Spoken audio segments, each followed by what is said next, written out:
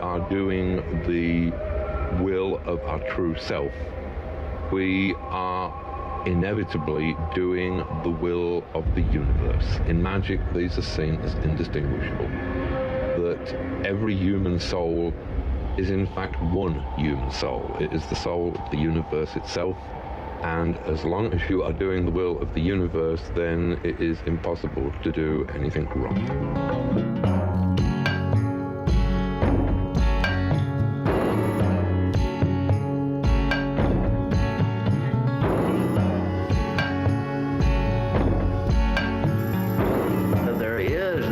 Between everybody and his total environment. I just wanted to say howdy and welcome to the first PRAGMAGICK liminal stream, live from the new dirt and digs of the Seattle drizzle and detritus. Listeners and viewers might have noticed that I've had a break in episode content over the past couple of months. A lot of that is because of relocation, career change, and releasing a new album. And I'll just say hashtag no new music for CW right there. Right. I'd like to remind those that YouTube may be a place for the live streams that I do, but all of my 60 plus episodes are available in audio format wherever pods are casted, iTunes, Spotify, Stitcher, what have you. So if you can, please throw a thumb, drop a sub, blab a review if it behooves. And I won't stand on too much ceremony for my next guest. Goddess knows that once you get a clip show dedicated to you, like he has, you've made it. Long enough, jeez. If you haven't been on the receiving end of one of his infamous tirades during his daily streams, then you're doing the internet wrong. It's just a matter of time. Don't worry, stay in there, kids. It's like the first achievement. This man has over $15,000 in attorney's fees for saying what we were all thinking. So join me in saying, "Not today, Yahweh," and throw some psychic knucks to Mr. Commonwealth chanting himself. CW Chanter, how are you? I am doing great. I am blessed, and I thank you from the bottom of my heart to have me on your prestigious show. I love it. And I like, so this is like because you're breaking in the new studio with me. I like that. I feel honored. Yeah. So first a little one. bit of history. There you go. I've got to give a shout out to our dear friend Sam Shadow, who helped me work out some kinks along the way. Same with Jill. I've recorded some episodes, just recording and trying to work out live streaming. So this is the first public one. So wonderful. Yeah, in the new studio. I like it. Takes me back. I like the big R. Yeah. I've actually, you know what that's from is Independent Publishing Resource Center in Portland. They were going out of business, and that was part of their sign, IPRC. So it's where I used to make zines, like a little, hipster asshole that I was. Oh, absolutely. You want my zine? Sure I do. No, I don't. What's that Mitch Hedberg joke? What's that Mitch Hedberg joke? Thank you for giving me something to throw away. Like, absolutely. Hey, you want to throw this away? Yeah.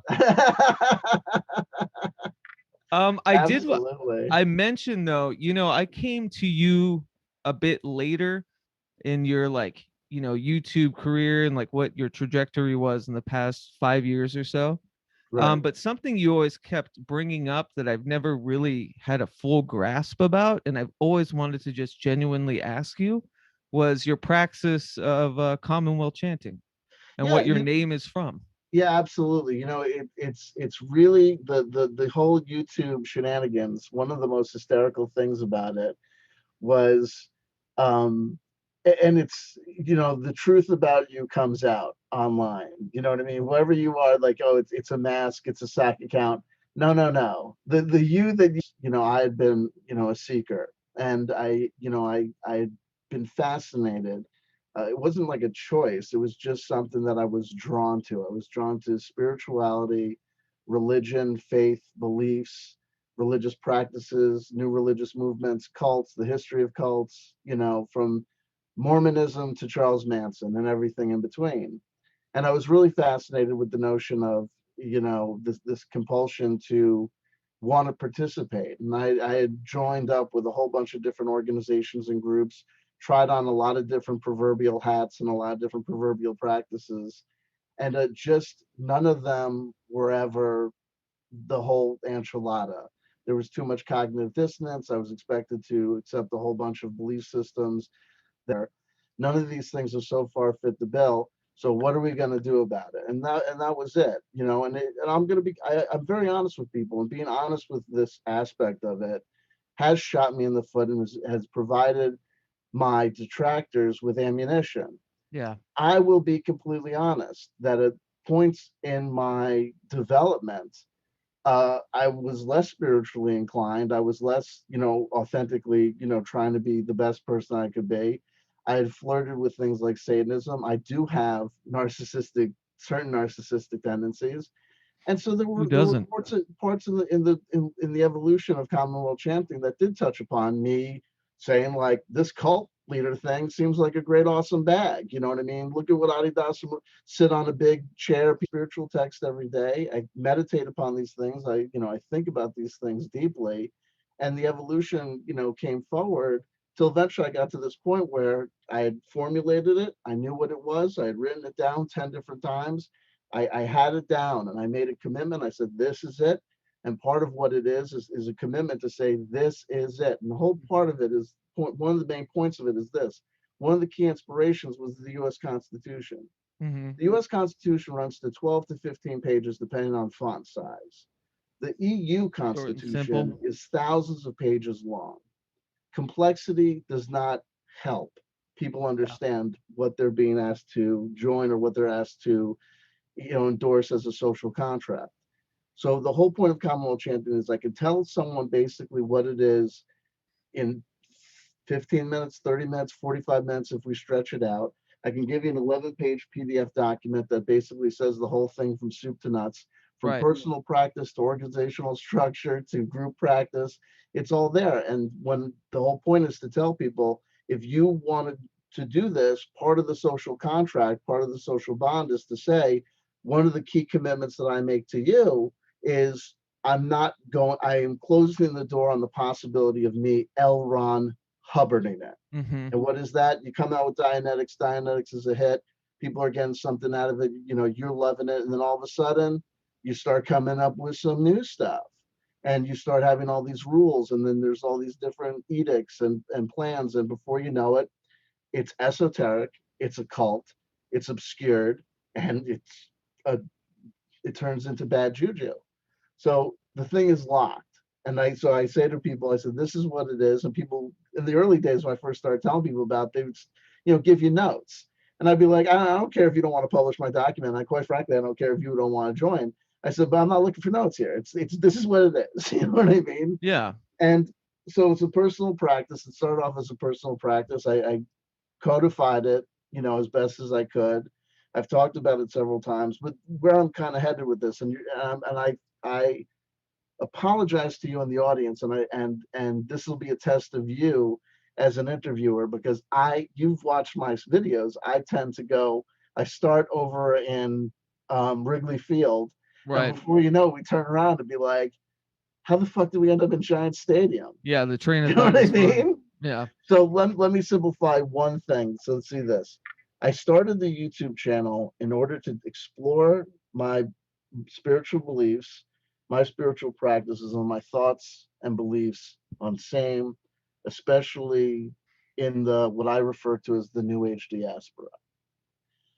Shortly after starting my channel with that glorious, beautiful, white light, pure-hearted intent, Peace I and got love. pissed off because people weren't paying attention to me. I uploaded a video to YouTube in the foolish belief that if other videos about this subject matter got 5,000 or 15,000 views over the course of 15 years or whatever, 10 years, then clearly my videos are supposed to do probably about as well within a month of being added. It was ignorance of how YouTube worked. It was Sure. ignorance of what it takes. Yeah. So I got pissed off. There was one particular guy who was, I thought he was a quote unquote big deal at the time, but that was because I was narrowly focused on a very, very small community of people that I just was tuned into. Project Camelot, the Project Avalon Forum, what have you, and the kind of the soup du jour, like a predecessor to a Corey Goode was this guy that almost had Corey Goode's job with David Wilcock, and what that guy's name was Shane, and I called him Shane the fucking Ruiner. And Oh, 'cause right. he had this Yeah. blog. He had this blog that God bless him. This is how crazy this scene is. Was he a He was Gaia person? he wasn't. This is before Okay. David. This is Jay Widener. This is back in the day. This is Right. 2014. David Wilcock already had a show on the nascent Gaia channel, and he was doing sacred research and the history of like little sacred knowledge teachings or whatever Sure. they were. Jay Widener started to explore with him the concept of having a show based around these, I think, the secret space program and so-called secret space program whistleblowers. David Wilcock had connections to a guy called Bill Ryan, who was running the Project Avalon forum that was formerly, he was a former business partner and paramour of Terry Right. Cassidy of Project Camelot. So over at Project Avalon, there were a couple of people kind of banging around that might have been candidates for David Wilcock's, talent search. One of them was Simon Parks. One of them was Corey Goode, at that point going under a different name. And one of them was Shane the Ruiner. Now, this is based on anecdotal conversations and hearsay. I know about the cribbing of Project Avalon forums. Yeah, so all those allegations happened on David Wilcock had originally tapped Shane the Ruiner, and Shane, to his credit, said, "I'm not going on national TV saying this stuff. It's one thing to write a friggin' blog, and I'm speaking out of turn, and I'm speaking for people. And a lot of these conversations a lot of this information that I'm drawing on was third hand, sometimes hearsay information, sometimes right from the horse's mouth from people who may or may not have had a personal horse in the race. And a lot of these conversations took place 5 years ago. But what I do know is that Shane had affirmed to me that he was in talks with David Wilcock to do that show, and said, and at what point, and that around that point, Corey Goode had kind of come into the scene. And Corey Goode at that point was in radio contact with Shane and bragging about how he and David were out in LA, where David lived at the time. They were eating sushi every night and, living this, kind of exciting lifestyle. So you're watching that as someone that started this channel to do right. this, So like love and light language, and this pisses you off. And this pisses me off because I am giving authentic, awesome, great information. And this Ruiner blog, Keats, you should have seen this fucking. Can I curse? I mean, I don't know. Like, Yeah, of course. Okay, Yeah. okay. So this stuff was like, the first time you meet a reptilian queen, you're not prepared. But when her icy gaze locks with yours, you say to yourself, well, there's no turning back now. As the trap door beneath me opened up and the stairs led down, she said to me in an icy voice that sent shivers up my spine, I hope you're ready to leave the old world behind. This is bad Like, fiction. it was just like, Bad you know what I fiction. mean? Yeah. Like, the night was dark. Right. The first time I met Sasquatch, I mean, it was ridiculous, but people were talking about it and it was getting praise all over Facebook. So I came out and I was like, I read the whole friggin' blog. I came out and I said, Shane the Ruiner is a douchebag, bozo deluxe. Let me tell you why. And I tore into him. I was like, this is stupid. And it was basically the classic CW Chanter content that everybody loved was born.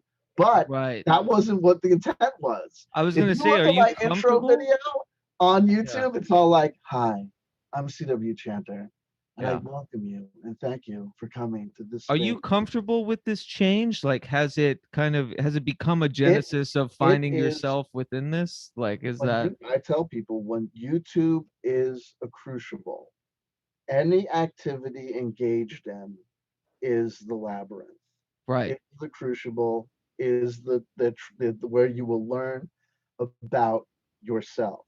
And if people have followed my trajectory, right, my YouTube channel was started on my 40th birthday as a gift to myself in order to explore spirituality, honesty, integrity, theology. That like the Alan Moore, I'm going to be a magician when I'm 40 situation. Right? the whole like, hey, how you doing? Welcome.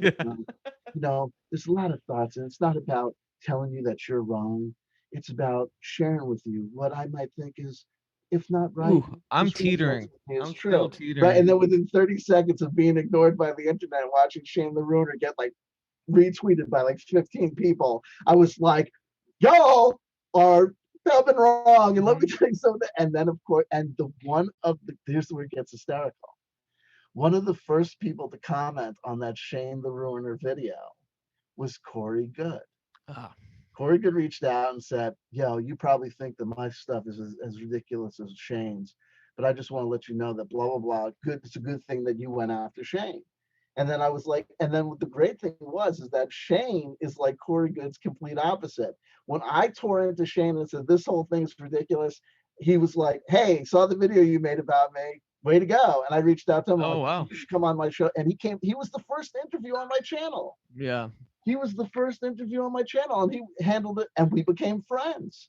You know, We the became reason fast why, friends. you know, in this past couple years, I've dived deep. I wouldn't consider you in the the debunker sphere, but you know, Right. that is a part of like where you're from. But there's like an enigmatic kind of agnosticism with a lot of the things too. It's almost like a very delineated, you know, I know it's bullshit, but hey, there's something here on the other end, Oh, right? with that, without a doubt. And then part of the thing that gets tough is that what people the YouTube paradigm is set up like almost all other publishing paradigms. Mm-hmm. Here is the work, and the work is expected to be to tell you in some way, shape, or form what it is so that people can know whether it's attractive to them, whether it's something that agrees with them or disagrees with them. And because I am trying my best to be 100% authentic, which means that I'm trying not to be mediated and I'm trying to not downplay contradictions and I'm not trying to act as though or commit to one side or the other, but I'm allowing people to know that I am in flux, and Right. that, which is what I think is the natural state of affairs. It becomes very difficult because there are people. So there's 10 people on my Agnosticism doesn't channel. sell tickets. Absolutism does. No, You know? absolutely. You're 100% right. So I have like, it's a constant struggle of if I start making this sort of content or that sort of content, or if I express one way or the other, people will, I say it all the time. When a person becomes a fast fan, and this happens frequently, someone sends me an email, yo, man, yo, man, yo, man, where you been all my life? I just binge watched your last 5 videos and I can't get enough. I'm telling my friends about you. Yo, new Patreon supporter, new subscriber. You're great. You're Quick awesome. turnaround. Heard you mention the Misfits. Wow, you're from New Jersey too? The minute, the higher the praise, the more the love is, I say to myself, the quicker it's going to turn into the like, sometimes it's just the second or third email. Yo, yo, yo. What are you? What kind of deceptive bastard are you? Are you crazy? Are you legit crazy? Your Yeah. last video, man, I can't even I can't even recognize the guy that I first started watching. Meanwhile, they started watching like 2 weeks ago. Yo, unsubscribed. Oh, I've What seen the this time and hell, time again. you know what I You mean? know, especially in circles that we kind of permeate in. I've seen that flip. I think like Oh, they can't hold on to the persona, you know, of what they think they want from you. And so absolutely. the minute that you're like, "Oh, I'm going to pull out a tarot card," fuck you, you know. Oh, you, and that's the other thing. It can come out of nowhere, and it's like, you know what happens a lot is that, like, so I've been here on YouTube. We're approaching 6 years. Yeah. So what ends up happening is that people come in and it's like there's been a whole history, and I've explained a lot of this stuff. We've been through this journey. If you come in at year 6 and you haven't and you can't square the circle of CW Chanter believes in the value of faith and spirituality, and at the same time has marked atheistic tendencies and thinks that Hmm. a rational scientific based worldview is a good tool in order to Yeah. avoid Is a deception. pragmatist. Yeah, Yeah. there are people that come in late, and I'm like, we are not relitigating this issue. No. You know what I mean? And the other things, like I said about the different types of fans who like the different types of content. I come on constantly, and I'm like, I cannot play you guys man for man. Right. I cannot. I am not going to be able to mediate and monitor my content in order to please everybody, because you guys are run a total gamut. There are Yeah. people that the minute I do one of the so-called debunking videos where I'm critiquing and criticizing David Wilcock, Corey Good, Simon Parks, whoever, people are like, yeah, Nom this is nom the nom. CW Chanter content I love. And then Yeah. I'm like, yeah, okay, so I watched 2 hours of Simon Parks this week. That's my limit. So now we're going to talk about something that's personal to me, whether it's, discussing the merits of channeling information, whether it's just doing a tarot card show, whether it's doing hashtag no new music, whether it's talking about nostalgia loops. And there are plenty of people who are like, oh man, this one again. And it's like, yeah, this one again. We're Yeah. not doing You this. do it 5 days a week. There's going to be Right. some ones that Or you're this, not. the Yeah. person that pops up in the live chat, or the person that pops up on my email, and they're basically taking it personal, or they don't like something that I did. Like I had like this happens like once a month. I get an email from somebody, and it's like I said about the people that flip flop. It'll be Yeah. someone who'll say, I was, your Patreon at $25 a month. I got a lot out of your content. But the latest stuff, 2 videos in a row where you're taking your shirt off and making striptease jokes, unsubscribed. Not following you on Patreon no more. Yeah. You disappointed me Right. personally. And I really think you need to think about what you're doing with your Oh my life. God. And it's Yeah. like, yo, like, and I used to back in the day when I first, when you know this, when you first started, you got 10 subscribers, 15 subscribers. You know the subscribers by name. You know the people. You Oh see yeah. you can recognize. So subscriber number 13 starts saying like, I don't know, I'm writing back to them. I've come What's into it, bothering you? I've Yeah, had guests on here, I don't agree with a lot of their views sometimes, but that's not the reason why I'm talking to them, or not those specific views. right. I've had Thomas Sheridan on twice, and people throw a fucking shit fit about Thomas Sheridan. And I get that, like, he's a bit of a provocateur, in To say certain the least. areas. Yeah. But at the same time, I'm not talking to him about, politics or but it's like it's just very otherworldly things that I bring him on for. But people can't look past, what their own inclinations to someone has already been. And so it's just that person all the time, and that's not how people work. They're multifaceted. They're all sorts of different things. That said, though, I am weary of platforming certain things. You know what I mean? Yeah, no, Have you, yeah. Have you like come across, it's like there is some shit I just don't want to talk about, well, even though I might be, well, what passionate I'm about it. learning more and more is this: is that I like, people like I used to do interviews with people, and I stopped doing them, and I also used to do huge group live chats. Right. And I tend not to do that anymore. And people are like, why? I'm like, because that opens the door to everything becoming personal. And that Yes. opens the door to all sorts of questions that I can't mitigate and deal with regarding platforming. Like you said, like you have Thomas Sheridan on to talk about the Yeah. stair steps Yeah. and the Necronomicon, or the Hexing. history of the little people on the aisle. And Yeah. people want to talk about the fact that you had some guy on who had positive things to say about Donald Trump in 2016 or whatever. And I get it, because I'm one of those people. You mentioned Thomas Sheridan, and I'm like, well, that guy's a dick. Yeah. Well, I don't yeah. like him I personally. mean, But the point is this: is that so the reason that I kind of tended to go away from those interviews is because it gets too complicated, yeah. and then it gets diluted. I think that too, though, there's an intent. I do love what Thomas says about certain things, and that's why I do the podcast. This is Sure. basically my like way to learn. It's a grift in the way of like I can't afford, proper education, so here I'll do a podcast to talk to people that I can actually, artists or thinkers or whatever, to learn from, one on one. You get a promotion out of it, and I get to, relish in any wisdom that I get. And But he's got, and that, not to make it all about Thomas Sheridan, but sure. Thomas Sheridan. So for example, like, my gnosis and knowledge of Thomas Sheridan involves two things. Number one, I believe that he's legitimately established, to my mind, the fact that he's dedicated himself to doing years and years and years of research Yeah. into the history of the occult and the history of craft, and especially in the British Isles. Full stop. Yeah. And then the other thing that I know about him is that, he tended in 2016, when I was a subscriber to him, all of a sudden I noticed that those videos about the meanings of tarot cards basically disappeared. And he just kept on talking about social justice warriors and Donald Trump. At which Sure. point I said, that's not why I'm subscribed to you.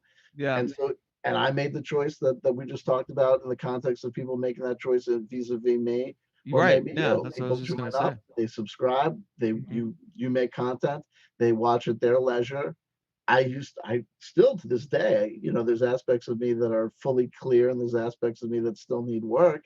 And so there's plenty of times where I kvetch and I complain about the fact that if I do a video about Simon Parks or David Wilcock, there'll be 70 people in the live chat.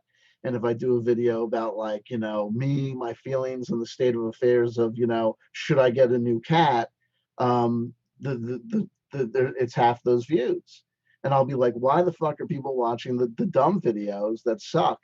And why aren't they watching the good videos that are awesome? I But mean, this that's is brutal. This is brutal to me, especially as, a creator in many different mediums. Like I remember having the, revelatory moment where I was like aghast that if I post about something I created from nothing, it gets nothing.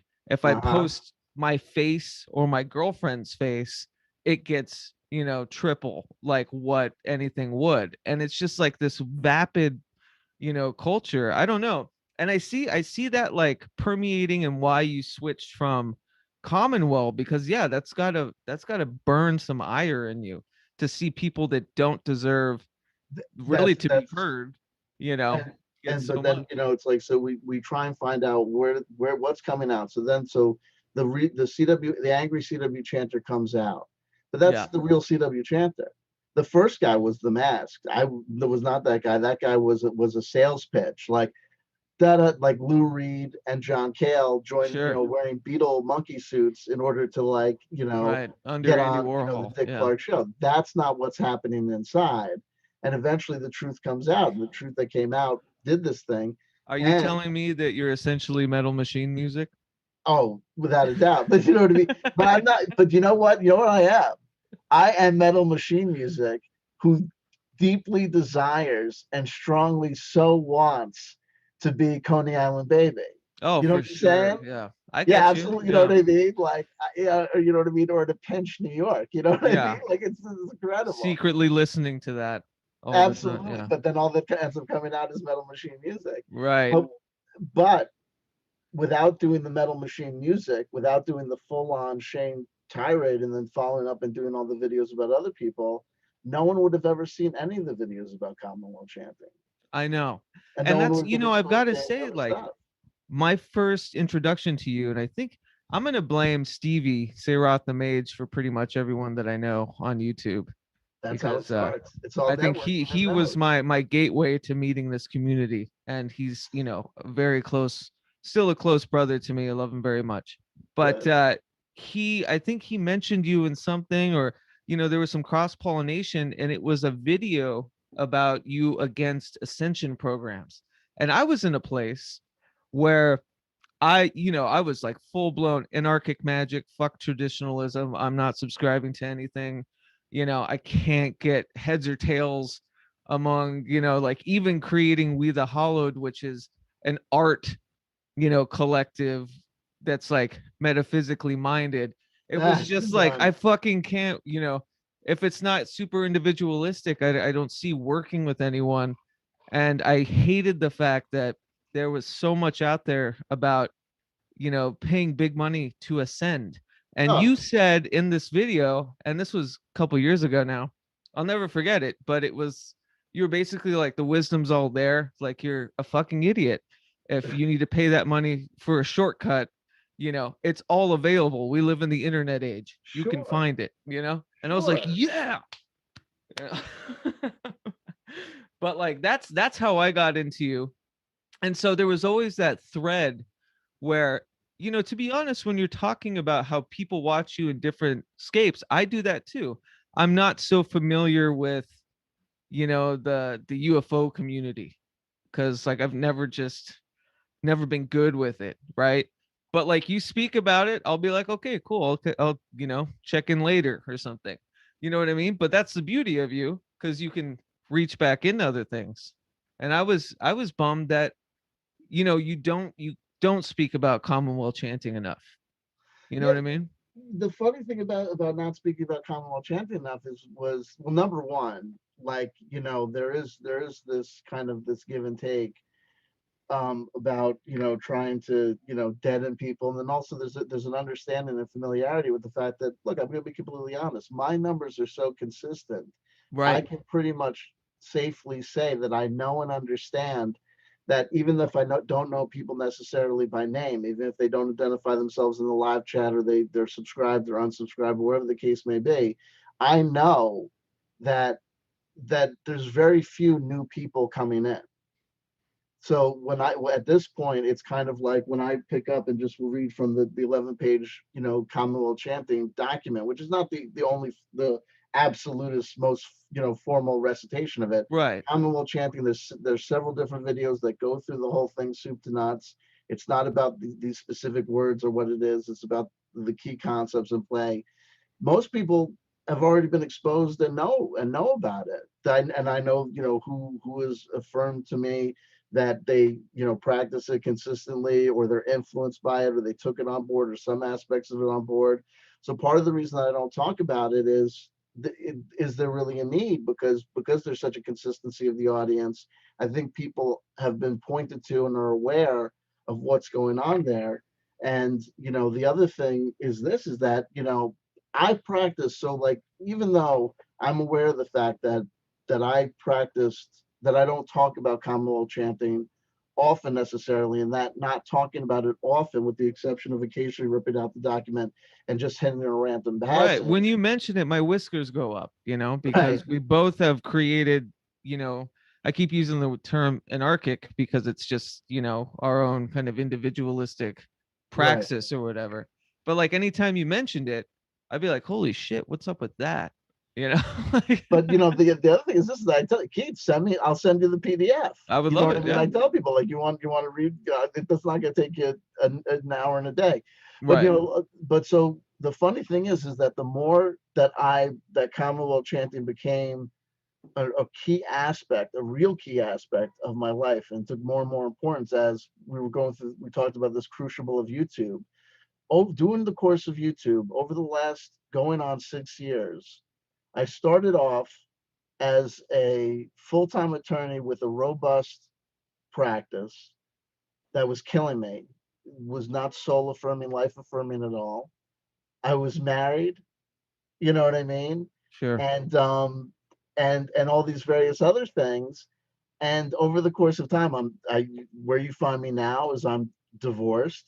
My practice went from a full-time support staff of 4 to a full-time support staff of May, but I'm happier than I've ever been. And these various things have happened. So through this transformation, Commonwealth chanting became more and more a real key thing to me, and it became less about promoting it to people than practicing it myself. The key practice of I see. Commonwealth chanting and how it's expressed in my life, uh, I spend about an hour and a half to 2 hours involved in the personal practice of Commonwealth chanting. Yeah. Okay, daily. So it's gotten very deep. So by the time I get to making a video, I'm satiated and I'm satisfied, and I've run through a whole gamut of personal exploration and experience with it. And there's not really much, more that I feel that I need from it. So it ends up kind of being regulated to a thing where it's like I don't need to, to tell I'll read the piece of poetry to the class, but I don't necessarily need to tell you, And it's who like the woman is. you don't need them to charge your personal, Right, right. practice. Yeah. Yeah. And like I've gone through that too, and it's funny because who needs another fucking magic book, or who needs another, you know what I mean? And but at the same time, when you're creating your own personal one, it's fun to jot about, or speak of, but there's too many, like I'm not into how to's, you know. I figure like an 11-page PDF document would say as much as you need, and how and to get and started with and, it. and that's the other part of the reason I don't talk about it, is because at a certain point, like I make about, on average, I probably make one or two Commonwealth chanting videos specifically, and they always come up the same way. I'm reminded through some accident of nature that I'm supposed to be talking, that this channel is supposed to be talking about Commonwealth chanting. So I come back and my main notebooks or the 11-page document are just, it's all memorized, Mhm. and I'll just blurt it and I'll just do it. And it'll be a 15-minute video, it'll be a 25-minute video, half hour, 45 minutes, an hour. And then it's like, I did it. One of the strangest things for me about YouTube was when it evolved from being you upload a video to YouTube to this live interaction, live chat, live streaming paradigm. One of the things that has always been interesting to me is this notion of that, are we making a video that's supposed to be like a newspaper article that's relevant just for today, and the Right. newspaper is wrapping fish tomorrow? Combustible. Or are we making like some sort of document that we think is going to be Timeless. consistently Yeah. referred to? Yeah. So when I've made the one or two videos, in a year's time, specifically about Commonwealth chanting, it's like, do I need to say it again? And there's parts of me that are reminded that in this live streaming thing, it's not about what Howard Stern did 2.5 weeks ago. What Howard Stern did 2.5 weeks ago is gone. It's in the ether. Right. He's going to do the same thing today that he did 2.5 weeks ago, that he did 20 years ago, that he did 12 weeks ago, 12 years ago, 3 years ago. It's the same thing, but it's happening in the now. Yeah. And it's like repetition of brand names. There's part of me that knows and understands that. That's And where I started doing just reading a random part of the 11-page document. It was is just by documented, just by right? like exposure. You're Yeah. all gonna watch me talk about David Wilcock, and then I'm gonna give you this paragraph completely out of context, and you're gonna be like, what? Or you're not gonna think about it. You're gonna scratch your ass or look at the live chat and talk about, yeah, that guy's a joker, or whatever the case may be. But over time, you will have heard the 11-page document over Sure. enough Yeah. times where it's in your head or something. Yeah. Does that work? I That's well the I other thing about anarchic religious and magical practices. We all know it works, mm, but does it really? You know what I mean? Like, Sure. what are we doing Yeah, here? yeah. You know what I mean? yeah, I Genesis think George. my whole thing is trying to I'm trying to put scope on my experiences in the past or things that have worked and continuously educate myself on. I think when people are so obsessed with the idea if it works or not, they're missing the point. Oh yeah, Going, it's about the practice. right. It's about the journey. Yeah. It's To about, be a goofy whether idiot about it. it's But sanding whether it's raking the sand garden, the rock garden, sure. or polishing the wood, or chanting the chant, or reading the book, or exploring the history, or whatever, or trying to time travel. It's the practice. The path is the goal. The Yes. path is the Yeah. goal, because in that journey, in that doing, it will be revealed to you, including as being presented with the fundamental question: are you wasting your effing time? Doing Like, it. how much have I invested in? So like, here's a teachable moment that I think we can both relate to as dark music fans. Genesis George. Oh Back yes. in the day when I was doing tons and tons and tons of things, I thought that Genesis George was like knowledge incarnate. Oh yeah. I've And had he that said, phase. and for years and years and years, I was working with sampled music based on the teachings of Genesis George, where he had said in an issue of, I believe it was Mondo 2000, Oh, I right? love Back in I the grew up day, with right? that book So or that this is like, magazine. it's 1996, Mm-hmm. and my friend Adam has joined the U.S. Army. We're going to go out and celebrate his journey off to seas. By me and him and our other best friend are going to go out to Sedona, Arizona by Amtrak train. And one of the things that I had with me was in this issue of Mondo 2000, where there was a brief little article or blurb by Genesis George. And one of the things that he said in there was, if you sample a given sound or piece of music, you have taken a holographic aspect or image of Sure. it, and every time you recapitulate or use it in a new form, you're It putting all of that transforms. holographic energy into it. He's like, if you sample John Lennon's guitar hit on, Right. I Am the Walrus or whatever, Instant then karma. whenever Yeah. you do it, whether it's subconsciously buried in the mix, stretched out to 10 times, you're getting all of that is happening. And then years later, I reflected upon that and I said, that is a really cool, awesome, interesting thing to say. Yeah, like Is an it additive true? charge.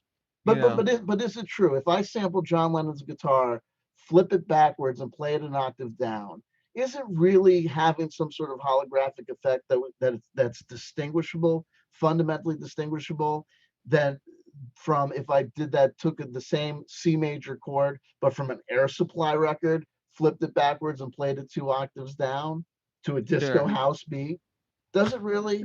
Or is that just something I that think we say? for the creator it does. I think that for the creator it holds some intentional weight to it Right, but because they know where it's from, the you know? teaching was not that it was for the creator. The teaching No, was, not for the creator of the yeah. sample, So creator of the so new art. Yeah. Genesis George, Aleister Crowley, Mm-hmm. A.E. White, um, Austin Osman Spare, whatever. Sure. Pick a guy. Helena Blavatsky. Pick a teaching. Pick John D. Pick a teaching. Pick a statement. A life is a levy. Whatever. Pick a teaching. Pick a statement.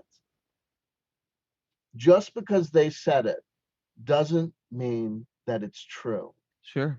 And there are so many people who go around acting as if, Aleister Crowley in specific, Yep. if they spend years and years researching everything that Aleister Crowley said about X, Y, and Z, then they are doing something really fundamentally important, as if the writings of Aleister Crowley were the equivalent of Feynman's teachings on quantum physics or Mm-hmm. Albert Einstein's theory of general relativity. Maybe, maybe not. What you've really studied is the history of writings that took place, over the course of a period of time. Yeah.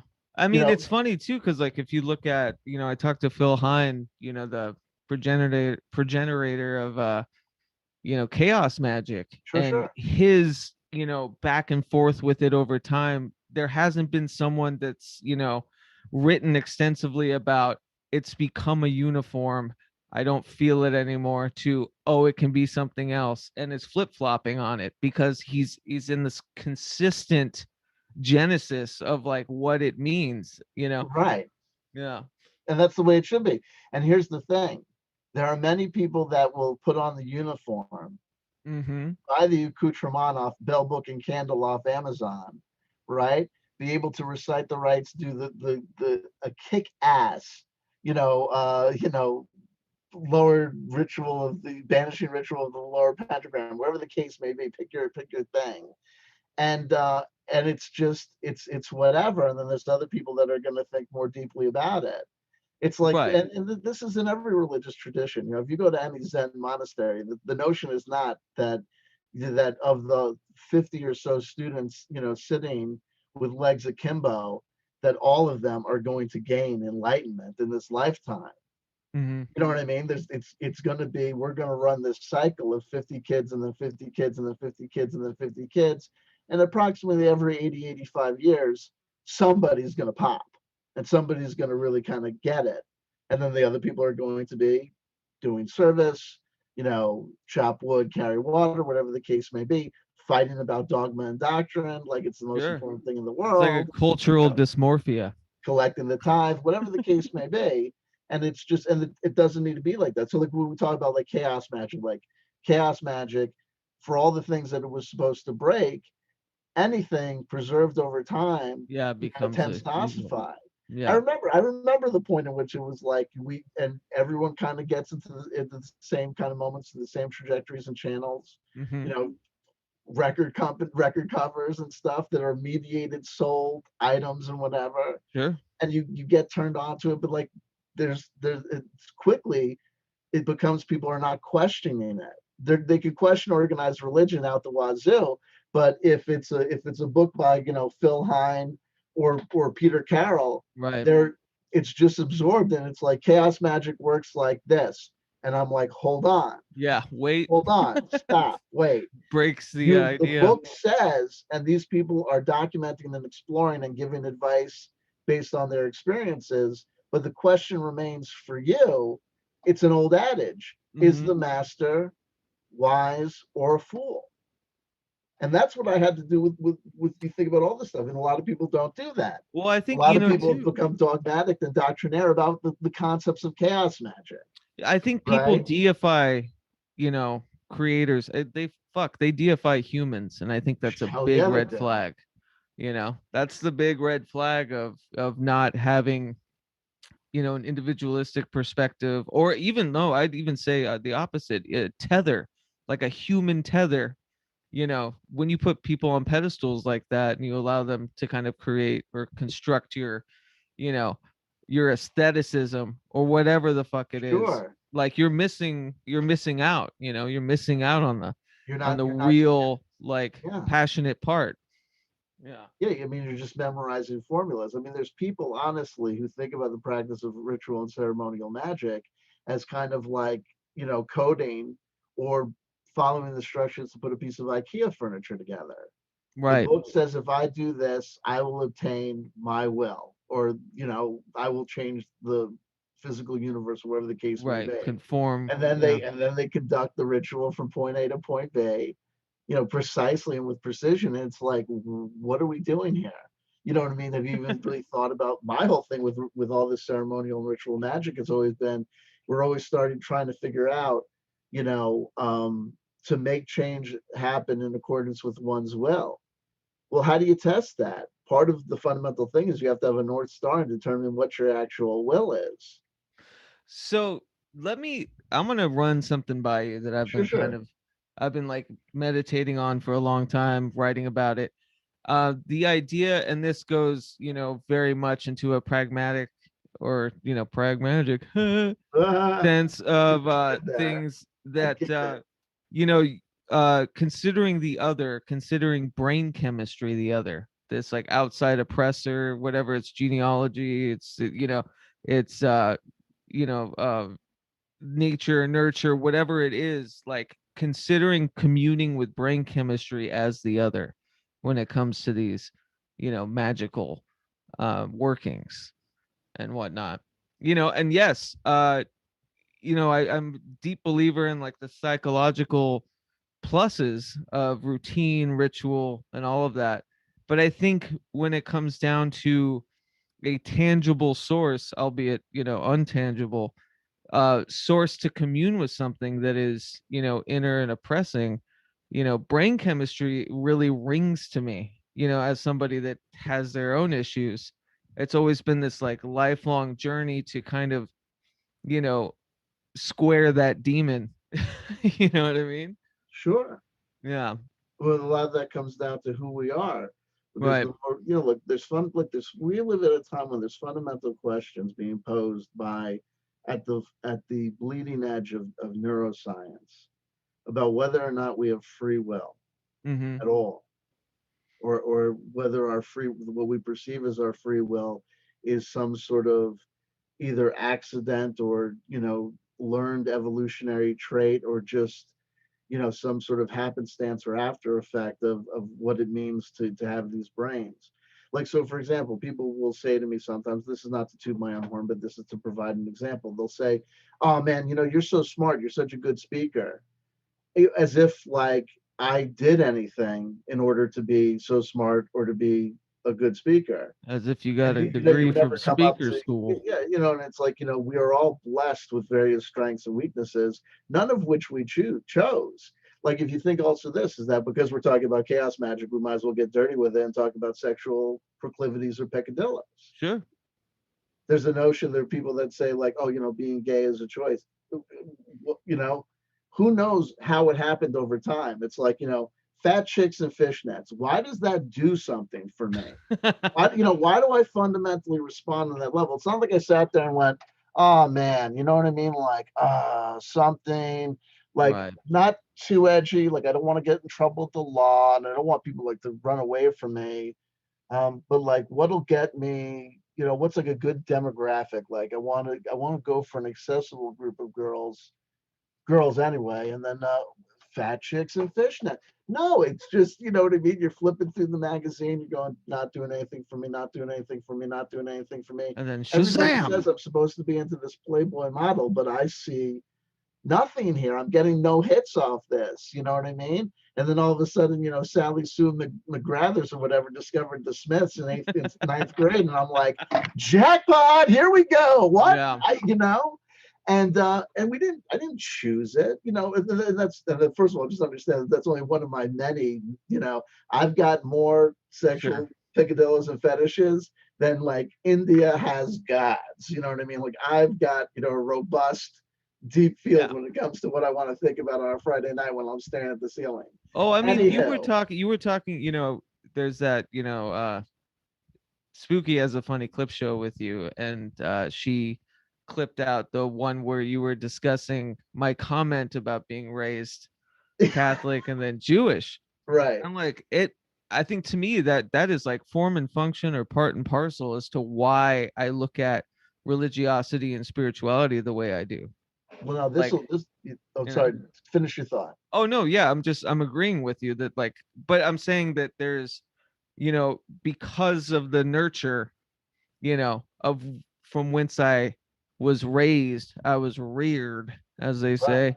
I understand the machinations of why I consider the commonalities in religions and spirituality and whatever. Right. So now check this out. I was raised. My mother's is Puerto Rican. My father was Eastern European Jew. They had all sorts of notions and ideas of how it was going to work, having kids in these two mixed worlds. Religion was a big part of everybody's life, but it was disparate. Me and my brother became this battlefield.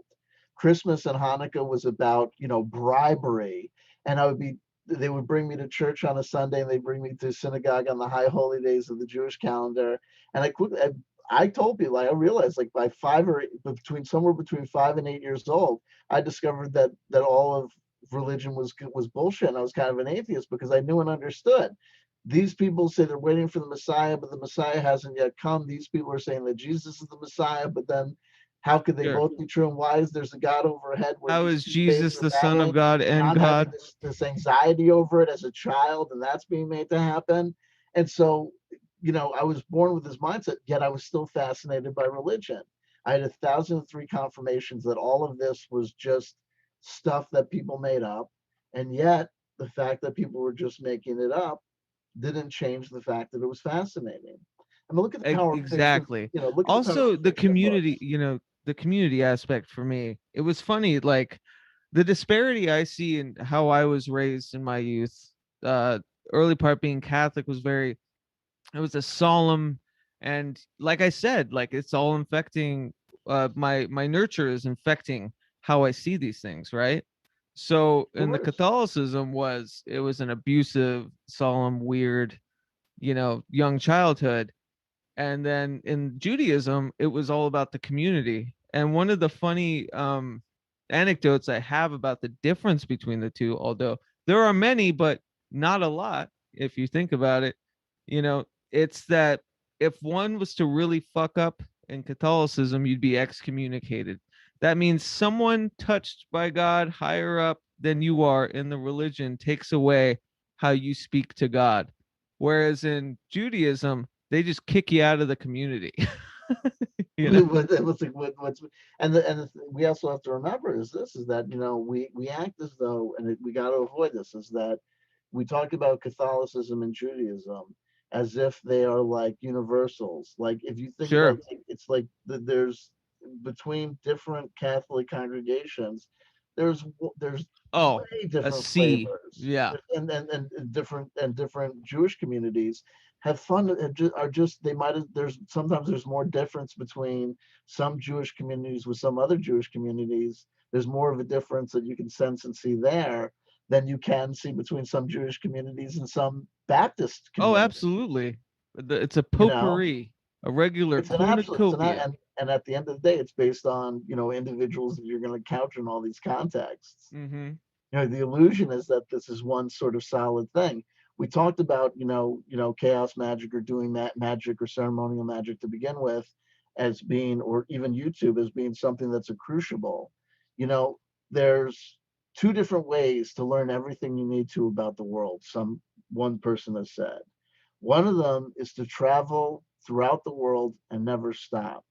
And the other is to sit in one place and watch the world go by around you. I love that. Yeah, so there's many Holy different shit. ways to do it. It's not that if you experience Catholicism and dedicate yourself to Catholicism, that Oh you're yeah, missing I out wasn't because you painting a didn't do broad something else. picture. Yeah, Yeah. in any of these worlds, all possibilities will be manifest.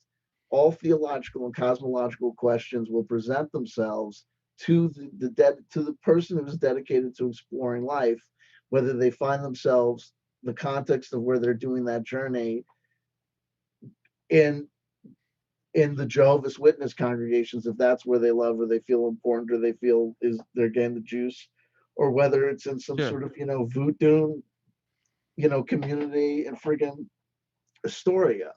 Yeah. Like, it's just all about it's about your dedication to live the life and to really live it with purpose and to ask yourself Well, I fundamental think there's a questions. That's the reverence to it, respectful right? way. You don't need to be a traditionalist in the sense, but there needs to be some piety or reverence about the tools of which you are working. This is the thing about Commonwealth chanting that I discovered. There needed to be a practice. So when I didn't have a practice and I was just one day reading this, one day reading that, one day reading the other thing, there was no ability, there was no North Star, there was no point to measure against. You couldn't figure out how far you were traveling or what kind of progress you were making because you couldn't tell where you had gone the day before.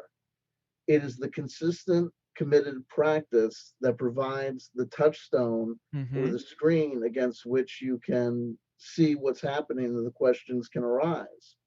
If every day I'm just doing some different practice or sometimes doing this, sometimes doing that, you know, there's certain fundamental questions that are never posited or never allowed to arise because it's always, well, could it just be that this is here and that's there? But if I have a consistent practice that I'm committed to, then you start like, am I wasting my time? Like, so here, let me tell you something. Right. We talk, another thing we talk about on my channel is a personal meditation that the end result is posited will be time travel. That there's a meditative practice, that there's a practice that one can execute to achieve time travel. It's not about whether the time travel occurs. Then that's analogous to the notion that it does not really matter in alchemy. It doesn't fucking matter whether the lead turns into gold. Alchemy is not a process to generate wealth, Right. gold, out of worthlessness, lead, as if lead is worthless and is worth as with gold because it's shiny and sunlight is some sort of amazing shit. It's about trying to do something. It is about exploring and experimenting and trial and error, and also the fundamental question of asking yourself, am I wasting my fucking time here? Sure. It starts off, and all you do is you pick a point. I'm going to do this in order to time travel. Is that a guaranteed success? No. So then what's the point of doing it? The point of doing that is it's important to do something to raise the question, am I wasting my time here? It's also important to say, I'm going to pay attention to these arbitrary, bizarro rules. Why? Because you're experiencing paying attention to rules. So if you're doing the same thing day to day, if you're doing something consistent, you have some sort of measuring point to go against to figure out where you are in the ocean and how to get back. I got to tell you, I've been tracking animals the past few weeks to actually, teach it and guide it. And we get obsessed with staring at dirt. We get obsessed with staring at tracks in the sand or in the substrate or wherever it is, how a leaf moves in 15 minutes from where you last left it. Right. It's been like you caught me on a good day because I was, out in the Washington wilderness, checking out or tracking basically. And to me, it's that same principle, that sit spot. you know, that Sure. meditative sense of like understanding how things are moving around you without your print in it, No, right? and yeah, it's you do something, and the path. It's this is also what we talked about with the Because ascension that's programs. like It's all there. People want charging, to and over. it, yeah, I was just gonna say that's like that's why traditionalism I get, and there's a place for that, because you know through the aeons or whatever you're charging this thing, and it becomes this, you know, this kind of, I wouldn't even call it linear, maybe non-linear focus generationally of people doing the same thing. You know what I mean? It's And almost whether like they're yeah, removing themselves from it entirely and just practicing what has come before. And there's a beauty to that. there's an absolutely like so. One of the things that I do that this is not necessarily an aspect of Commonwealth chanting. This is an aspect of my personal practice that comes through or is contextualized for me in Commonwealth chanting, but it's got nothing to do with Commonwealth chanting. It's not necessary. I meditate upon the chakras. Okay. Sure.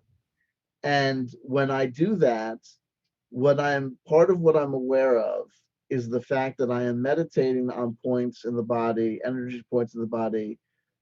It does not matter to me whether they actually exist. What matters to me is that I'm touching points in my body that people have been touching and believing and practicing in Right.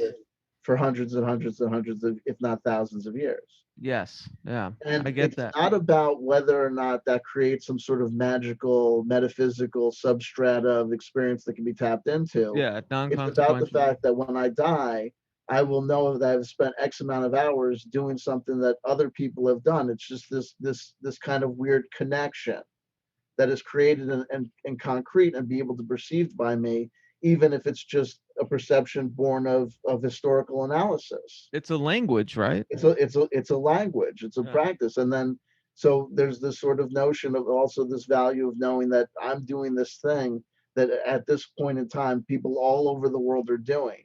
It does not matter to me whether or not the root chakra really means this and is actually connected to the color red or whatever. That's not the point. The Yeah. point is that I'm meditating upon something, the meditation upon which is a meditation upon connection to history and other people and other Time practices. travel. And then the other thing about it is that at the end of the day, at the bottom line of all this stuff may be simple. We mentioned neurochemistry, whether you call it mindfulness, whether you call it yoga asanas, whether you call it meditation, whether you call it prayer, chilling the fuck out and calming down may have palliative and beneficial healing effects. And Hmm. all the other stuff built up around it, the ceremonial magic, the teachings of Aleister Crowley, the teachings of the Tarot, interpretations of the cards, whether you get them right or wrong, all that stuff may be ancillary. It may be an after effect. That's not the point. The point is getting to a space of calm, getting to a Yeah. space of ego reduction and just pure experience of life, the universe, and everything without judgment and without attachment. To Who knows? listen to the dulcet tones of the earth. Who knows? And that might be a total waste of fucking time. And when we die, there may be nothing after this, or there may be some sort of reincarnation, or we may get to the other side, and they Yeah. may say, "Hey, it was none of those things that you taught on planet Earth, but all these things you experienced and done. Now you're turned into a silver-footed, glow-in-the-dark green antelope Sure. because what you know what I mean? But it's, you know, it's the folklore that, you know, I It's do all folklore. I get enthused about, That's obviously, great. but you know, I catch myself, and you know, I'm not far removed from where you are, and that's why I always like I had a deep appreciation for, you know, you calling bullshit on charlatans who are obvious fucking charlatans, Oh yeah. but at the same time, you know, you're saying, hey, these spiritual texts, like, they help, they mean something. I'm not asking you to fucking, you know, spend $333 on an ascension course, but you know, there's something here. Sure, and through it all, there's the people that are playing the games. So it's Right. like people say like, oh, there's all sorts of justifications for why you should be able to charge for the Ascension program. What, you don't want the guy to eat? Hold on. There's absolutely nothing that says that a person cannot have gnosis about meditation or, spiritual techniques and can also work a job. There was a Right. guy, Sri Nisargadatta, in India, and he was a very famous teacher of Advaita. Hmm. And he didn't charge people money. And part of the reason he didn't need to charge people money was that his ashram was on top of his store. He sold cigarettes and liquor and chapbooks and all this crap, My postcards and kind of postal guy. stamps. And then at the end of the day, they would go upstairs for satsang and sing kirtan. You know what I mean? It's like there's nothing. Yeah. David Wilcock does not need to dedicate 100% of his time. With the wonders of the internet is that David, or writing a book or whatever, David Wilcock does not. David Wilcock can do data entry, right? He can do 1,003 things. So it's not about not wanting David Wilcock to eat.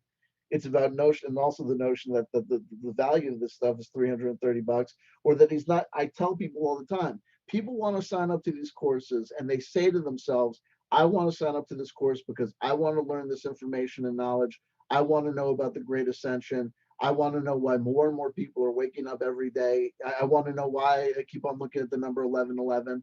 Bullshit. You go to this program, you experience this because you want to have the achievement. I took this course, I Right. learned this. You also just want fundamentally community.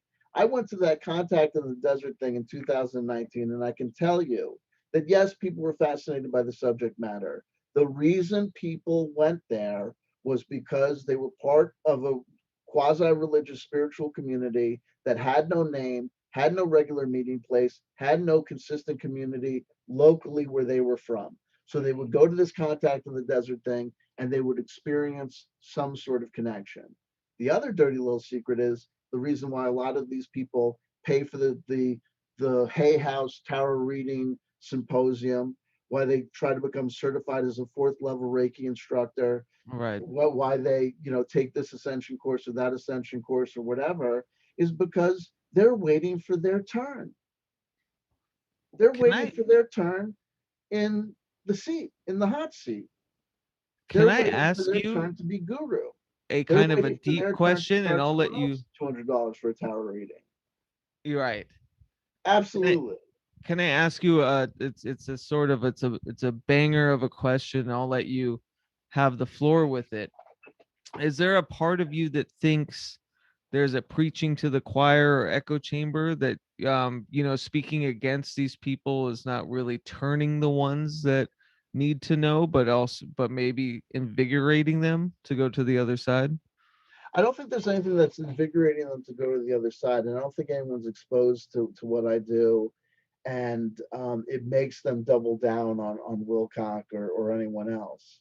Mm-hmm. What I do think is this: the people that seem to get the most out of me, quote unquote, debunking or criticizing or critiquing people of these spiritual charlatans, wherever how you ever want to characterize them, are people that already knew and understood and felt fundamentally that way about those people. Right. Yes, there are Yeah. people occasionally who pop up and say, I was a devotee or I was a follower of this person, that person. Then I was exposed to your stuff and it made me think the other way. That's a minority of people. The majority of people say essentially the same thing. Man, oh wow, I thought this all the time, and it's great to hear you say to me what I already believe and know and understand. And a lot of that comes down to the parasocial relationship aspect of YouTube. No, not that many people are really interested in Simon Parks or David Wilcock. If you hate watch Simon Parks, David Wilcock, Corey Good, or whomever, you are probably in the minority of wherever community you're fundamentally part of, friends, family. Most people aren't plugged into what you're talking about or thinking about, and they just simply just don't discuss these things. So it's like going to, Friday Night Magic at the local game store. The majority of people on planet Earth don't have, don't care about Magic the Gathering. They certainly don't in 2021. So you go to the place where people do, and you get something out of the fact that they're telling you things and doing things they're not teaching you anything. You already know what it is, but Right. it's the other people think this way too, and like that we're battling back or something. But for the most part, I don't think it's about changing anybody's mind. I think it's just that if there's been a rallying around me, it's not that I changed anyone's mind or won people from the other side. It's that there were people that thought and felt the way that I did about these things. It's just for a variety of reasons. It wasn't in them to go to YouTube and start, shooting off about it. Well, and to be fair, you have accrued, and everyone, if Sixth Sense could put CW's Patreon in the chat, our friend here has accrued $15,000 or so in attorney's fees Yes, because absolutely. you've been saying what all of us are thinking. Absolutely, absolutely. And and I'm not the only one. There's as time Right. goes on, people will learn more about the law, not only the lawsuits in America they're having against me, but there's lawsuits being brought by I'll drop a bomb if anyone's curious. Simon Parks is suing somebody in England for having the audacity of saying that he was up to no good and involved in shenanigans. And that person's in a position that's fundamentally different than mine. Oh, and fifteen English thousand courts are dollars on wicked the bill. about libel and slander Oh, too. it's crazy. Yeah. They want to silence the critics. They think they want the old paradigm to exist where they can just fleece people, be worshipped, be praised for saying nonsensical things, and everybody else can just not bother them, and they can just be worried about making the next dollar or whatever, again the next praise dollar, dopamine hit. They don't think that it should be allowed that people should say about them, hey, if we think fundamentally about the narrative that this person is saying, does this make any sense, assuming that there is a extra dimensional, interdimensional, higher intelligence organization and group out there that wants to do something beneficial for humanity?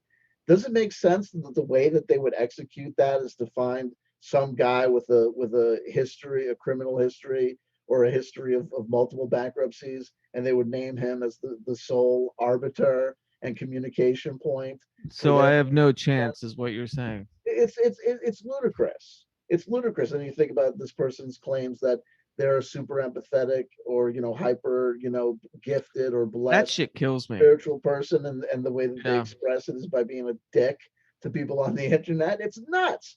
Or that they've experienced real life combat situations with intergalactic dimensional entities who could have crushed them out with a mind ray beam or whatever, but they can't handle the bant of someone saying things about I've them that are less than flattering on the internet. It's ridiculous. I've said it. I mean, like, in the court, I think of public opinion, you've proved yourself. Oh, they've proved you right with such litigation.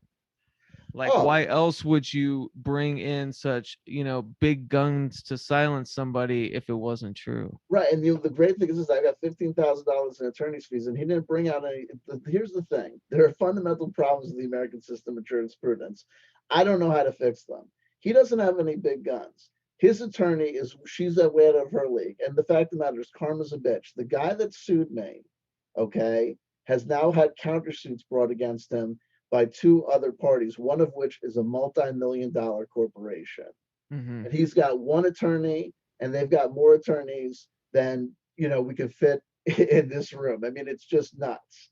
So things, push comes to shove, things are going to be interesting in the lawsuit against me. But it goes to show you, even in a frivolous action, by the time you go through the steps necessary to get to the point where the frivolousness of the nature of the case can be adjudicated true or false by a magistrate judge, you've already incurred thousands of dollars of attorney's fees. And it's the only thing that you can do is you can turn it into some sort of life lesson.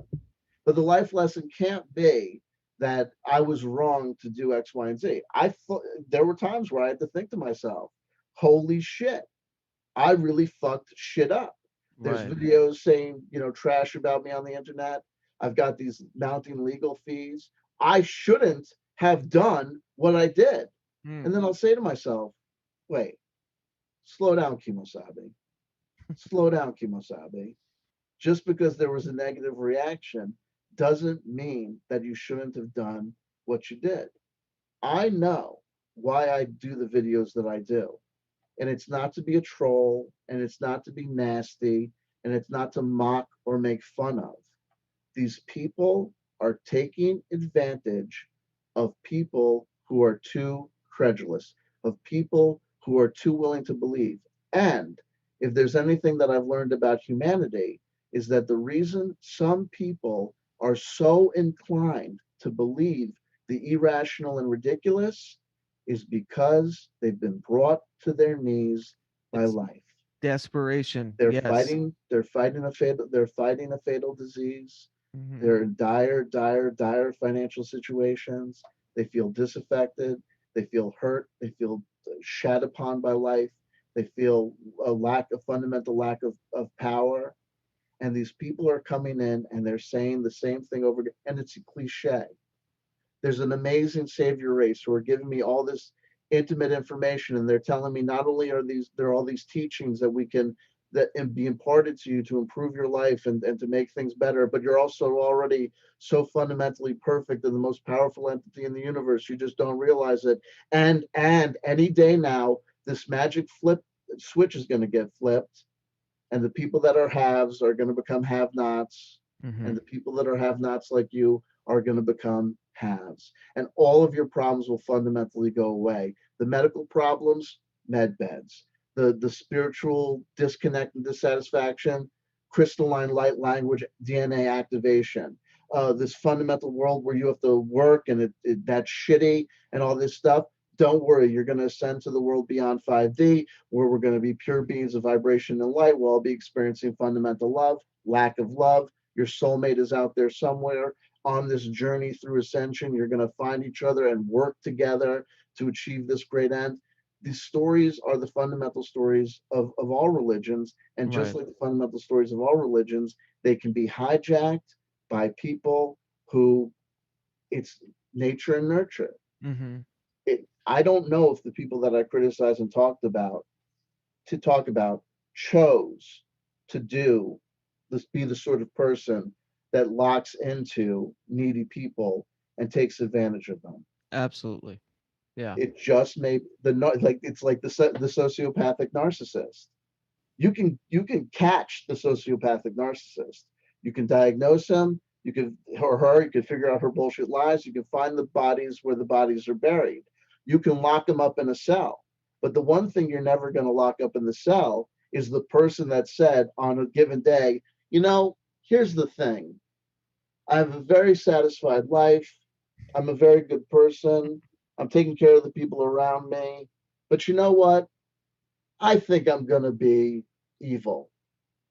Right. I think I think what I want to do with my life is to lie and grift and exploit and hurt. Even a person that you find that so-called enjoys hurting people, they Yeah. didn't choose that. They I didn't think, well, wake up that's one day and say, I'm going to choose to be the kind of person that likes hurting people. They're yeah. wired some sort of way, That's what I possibly. was saying about, communing with the other and brain chemistry. But there is Right. a sort of like knowing, malicious, very cognizant intent with some of these folks. Oh, You know yeah. what I mean? It's not they were wired. It's fuck. I hate to say it. It's not like they actually believe it. Oh, You no, no, know? no, no, no, no. None of these people. Well, I think for all these people, it's a case by case basis. So there's people that I talk about that do wacky things that may be operationally innocent because they've got mental health problems or they're just not that smart. Okay. And then there's other people who are possibly narcissistic manipulators or sociopaths that know what they're doing and certainly know that they're bullshitting the world when they say that they've had these off-world experiences or they were part of these programs or spoke to this given race or that given race. So there's actions that are committed, that are morally reprehensible. And I need to be wary when we're having this conversation to say Right. the following.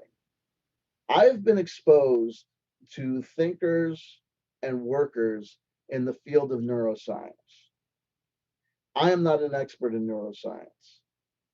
I've been exposed to philosophers and philosophies of moral and ethical value. Mm-hmm. I'm not aware of any of them that have quote unquote proven in a 2 + 2 = 4 fashion what is the moral reprehensible act, whether or not free will exists or doesn't exist. Right. So I don't know. But what I do know is the following. It is irresponsible to know that people are being taken advantage of, and do absolutely nothing about it if you feel called to do something about it.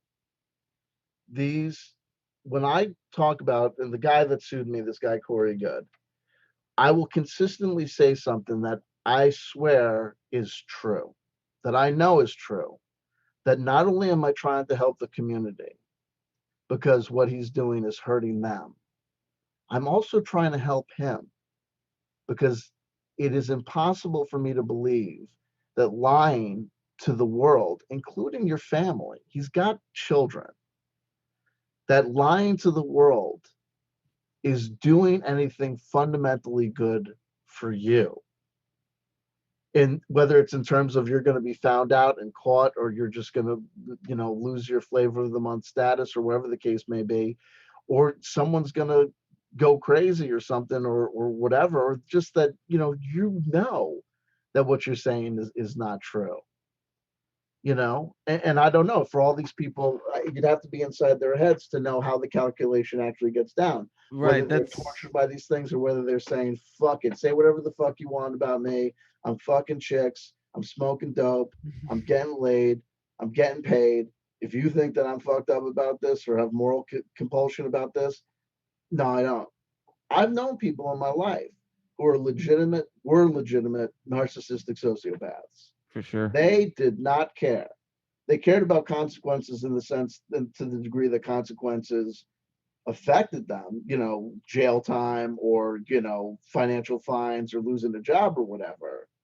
But they absolutely, if you were making the argument that they shouldn't be doing what they're doing because it's wrong, they were like, fuck you. Don't you realize that you broke her heart? Yeah. What do you, and you're okay with that? Not only am I okay with that, I get something out of that, right? I fucked her whole world up. I crashed her car, and then she got the bill. I did this and that. And you don't care about that? No, I don't care about that. I've met people like that in my life. Yeah. They exist. And that also goes down to, what are we trying to achieve here? Maybe the fact that we're spitting into the wind or pissing in the proverbial ocean, but we're still doing it. We're doing something. We're on a journey. We're on a path. And when push comes to shove, we may not know that we're part of some sort of evolutionary cycle, even if the evolutionary cycle is taking place in the very, very small tide pool in the virtual noosphere of the internet. Yeah. There are no new big time whistleblowers like there were when I showed up on the scene in 2015. And it's not just because of me, because there's an organic sense of people. Paranormal Hood were doing their shit before I started my channel. Michael Omnieros was doing his shit before. People talking, criticizing, and critiquing nonsense New Age teachings. You can go back to the Amazing Randy. You can go back to Penn and Teller.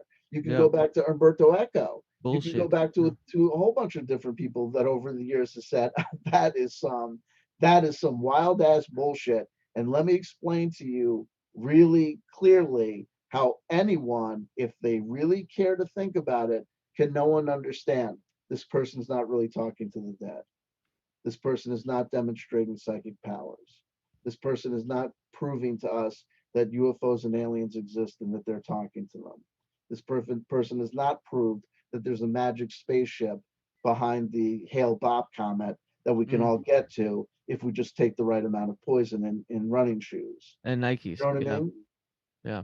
So it's a wild and crazy world. It's a wild and crazy journey. But do you think, because obviously you wouldn't be so emboldened as to, get slapped with a lawsuit like this shit, though? Like, did that embolden you to be louder about this? No. No, if anything, it may, the fundamental question that if people have been following my channel, what I do is I'm absolutely upfront and honest about everything that's going on inside my head. But that's nothing new because people have Right. said since middle school, Benjamin Zavodnik was born without a filter. I just was. Yeah. I just, let people, everybody can know what's going on. So the questions that I've gone through and the things that I've battled with and thought about since this whole debacle has happened, is known to the community. Should I have done what I did? Am I paying the price for doing something stupid? Was it worth it? Was it not worth it? What do I need to do? Do I need to change or transform how I'm doing or affecting these things or working on these things? Is it not safe? Is someone eventually going to flip out? All of these questions are around. None of them have emboldened me to a degree, but they have raised a series of questions and concerns and Right. issues that we have to deal with. And I want to say something. I never thought that the jackass who sued me would sue me. Sure. And I've said this before. Where I really made a mistake, was assuming rational acting theory based on people, which may raise the question about whether or not the person that sued me, not whether they believe their own stuff, but like, I don't know, like it's just Whether like they had the it never means occurred to and me the that, wherewithal. yeah, Yeah. no, they're just that they would be, because it made perfect sense to me that this person doesn't want to go into this higher sphere of where, like, because if this goes to a jury, I'm never going to settle with cocksucker. I'm never Sure. going to fucking settle with this jackass. I'm never going to settle, ever. It's going Wasn't to a jury trial. isn't So look at this. Check H3 this out.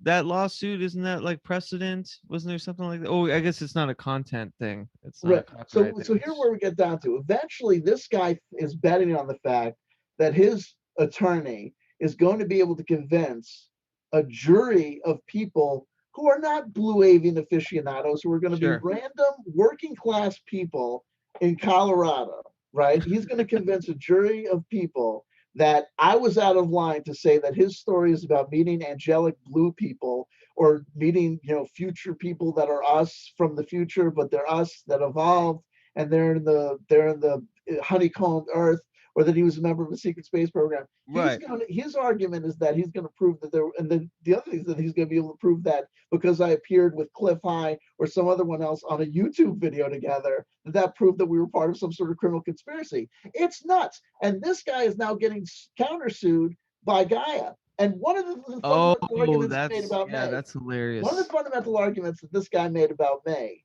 was that I had defamed him because I accused him of quasi-criminal action, and that would be Doxgate. Sure. He relied in some of his moving papers on the research of Unirock, who was one of the people that worked with me to establish and prove why him and Jordan Sather were fundamentally close to the doxing of Joe from the Carolinas. Now check this out. Gaia, in their countersuit against him, lay out the whole Doxgate scenario, his involvement with this organization that was going to produce materials to critique and criticize other parties. And they put that in their counterclaim. These attorneys are not his little gal from Jabib or whatever, seems like maybe just a personal family friend. These attorneys are cybercrime experts. Oh, So funny. what he accused me of doing, defaming him because I accused him of being involved in Doxgate. Him being involved in Doxgate is a fundamental aspect of one of their counterclaims against him. Good fucking luck. Yeah. If they brought that counterclaim, it's because they have the evidence. These guys don't come out and say, well, C.W. Chanter, this loudmouth Jew from the fucking YouTube internet who believes in fucking channeling and he's going to save the world by telling people to chant, read religious texts, and he's also nuts, and he also has a history of drug and alcohol addiction, and he also left his wife for, another chick that he met on the internet. This genius, because he implied or inferred or thought that he had discovered this smoking gun evidence of this, that we're just going to use that as a counterclaim. Bull fucking shit. They wouldn't do that unless they fucking knew what was going on and what was up. The whole thing is fucking nuts. And meanwhile, every time I said that he could sue me, I said, if you want to sue me, you're going to have to sue me in New Jersey where I live, where there's jurisdiction over me. He sued me out there on this Right. cockamamie theme. The only reason that he sued me there, the only reason he sued me there is because that's one of the few states in the union that allows attorneys from other places to practice there. And he's got one fucking attorney. He's got one attorney who's an intellectual property attorney who is way out of her league. And how about this? At the end of the day, when things blow up, watch him sue her for malpractice. Well, so check this out, and you're the lawyer, and I've always wanted to ask you this directly. Barely. So yeah, barely. Not your lawyer in this case, but Can't as be. someone Yeah, with the practice in that yeah, state. but as someone with a a lawyer, uh, fuck, I'm just gonna stop trying to make words happen. But as someone that's going through this now, when somebody sues you, is there, when you don't settle, is there a discovery process? Yeah, well, I mean, what will happen? So the first issue is this: is that the case that's been brought against me. The issue is, and it's frustrating for some people because they're like, "You should depose him. You should do this. You should countersue for that." No, the issue that's presented on my paperwork currently is one singular argument that you don't touch any other arguments because you're saying we're not starting the ball game because So I play football and you're trying to conscript me into a baseball game, right? So, though, Yeah. wouldn't they have to, if this is slander or libel? I forget which one's spoken, one's set or written, Well, but you know, the one is one and one is the other. it's not. It's both. No, no, no. One is, you're right. One is Yeah. one is Okay. the other. But I do the same thing. That's why Yeah. I cover my pants. I just always say slander, libel, or defamation. There you go. Okay. So, wouldn't they, in the case, if it was brought to trial, wouldn't he have to back up his claims of which you were calling bullshit on? Well, maybe, but I mean, if I provided so currently there's other people that have counterclaims against him. I don't have a counterclaim against them. I quite frankly, because I don't think this is where this shit needs to be litigated. No. My notion and I understanding. can't wait is for the if I judge raise to read issues and that one. questions about your proofs. You should be able to debate and discuss and figure those out in the court of public opinion, where you've held yourself out as a public figure and the modern day Enoch or whatever the case may be. But it's hard to say because it depends on what track you're on. But in regards to his claims against me, what he would have to prove is that his claims really aren't anything. First of all, the lawsuit is like so badly pleaded. If it was voiced correctly, phrased correctly, I'd be able to tell you what the different counts were, Sure. what the issues at play were, and what people were going to have to do to prove or disprove the specific claims. Because of the nature of the cockamamie way that the initial complaint and the modified complaint is written, I could honestly tell you that I don't know what he's really accusing me of, other than they're accusing me of being involved. The RICO statute was designed to go after guys like Meyer Lansky. They were designed to go after mafia and criminal enterprises. The reason they've attached this lawsuit, the RICO standard, to this lawsuit, is I don't think has anything to do fundamentally with the fact that they're accusing me of being involved in some sort of criminal real, bury the body, burn down the liquor store. Can we say it? Protection money, The criminal dark activity. cabal. I think it's all they got.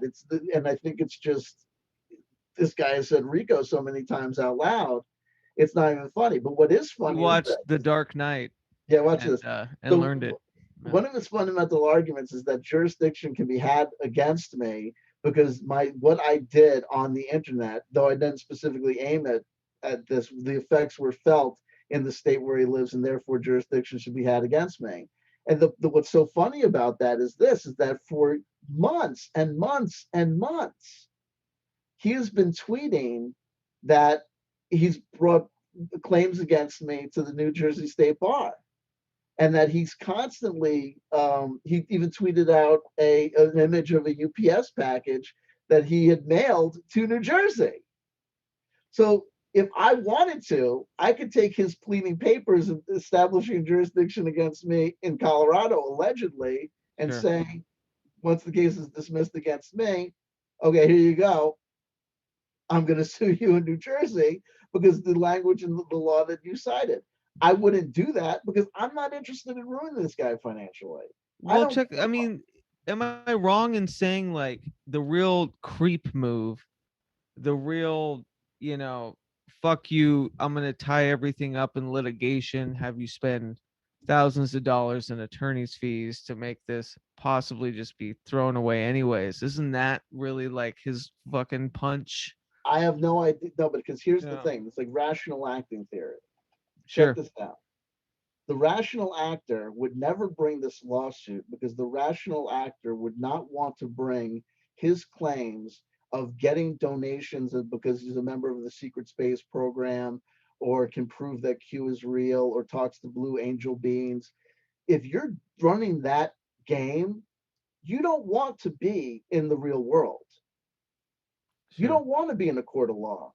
You want to be in the safe confines of the internet where you can tell your followers on the closed Facebook groups or whatever, look at these low vibration people I have to deal with. But you know what? It's okay. They're running through their own game and childhood trauma. If I've learned anything from my interactions with the Anshar, the spirit of a 1,000-year-old Native American shaman once came to me in a dream and said, I see in your heart this anxiety and this upset because of what this shithead kike on the internet is saying about you. But don't you understand that we're all shithead kikes? And what you need to do is embrace him with love. And when he sends these slings and arrows and says, your haircut is funny and you can't even come up with a good story, you take those arrows in love and you say, thank you, thank you, thank you. I laugh. My haircut is funny. I can learn from this. It's okay. You feel as though my haircut is funny. And I bring your arrows in with love, and I send arrows back to you with love. That one day we will laugh about this on the next level beyond 5D. But he can't do that because he's a schmuck. Why would he sue Gaia, a multinational corporation? Rule number one of the things that suck about life on 3D planet Earth is in lawsuits, the Indian farmer or Monsanto? The poverty stricken Indian farmer or Monsanto? Who's going to win? Right. The multinational corporation, the Scientology, or the reporter acting, the independent reporter acting on their own? Exactly. Who's gonna win? Who's gonna come out on top? Who's gonna really feel the burn and who's gonna walk away smiling? Oh, it's the person with more money. Why the fuck would you sue a multinational, multi-million dollar corporation? It's idiotic. You would never, you could just run your shit where you ran your shit. But it's not about him being a rational actor because it's irrational what he's done. And Sure. now he's paying the consequences from it. This counterclaim, if I've got $15,000 because he brought a frivolous legal action against me in a state that's not convenient to me, that doesn't have proper jurisdiction over me, I contend and I assert. Now that he has counterclaims by not one, but two other parties that probably have more money than he does, that's problematic. That is problematic. Hmm. Okay? But not for Yeah. me. But Not I for don't you. have a Yeah. horse in this race because my attitude about it is I have nothing against Corey Good. I love Corey Good. But my love doesn't mean that I'm going to let you do things that not only hurt the world and hurt individual people, but also hurt you.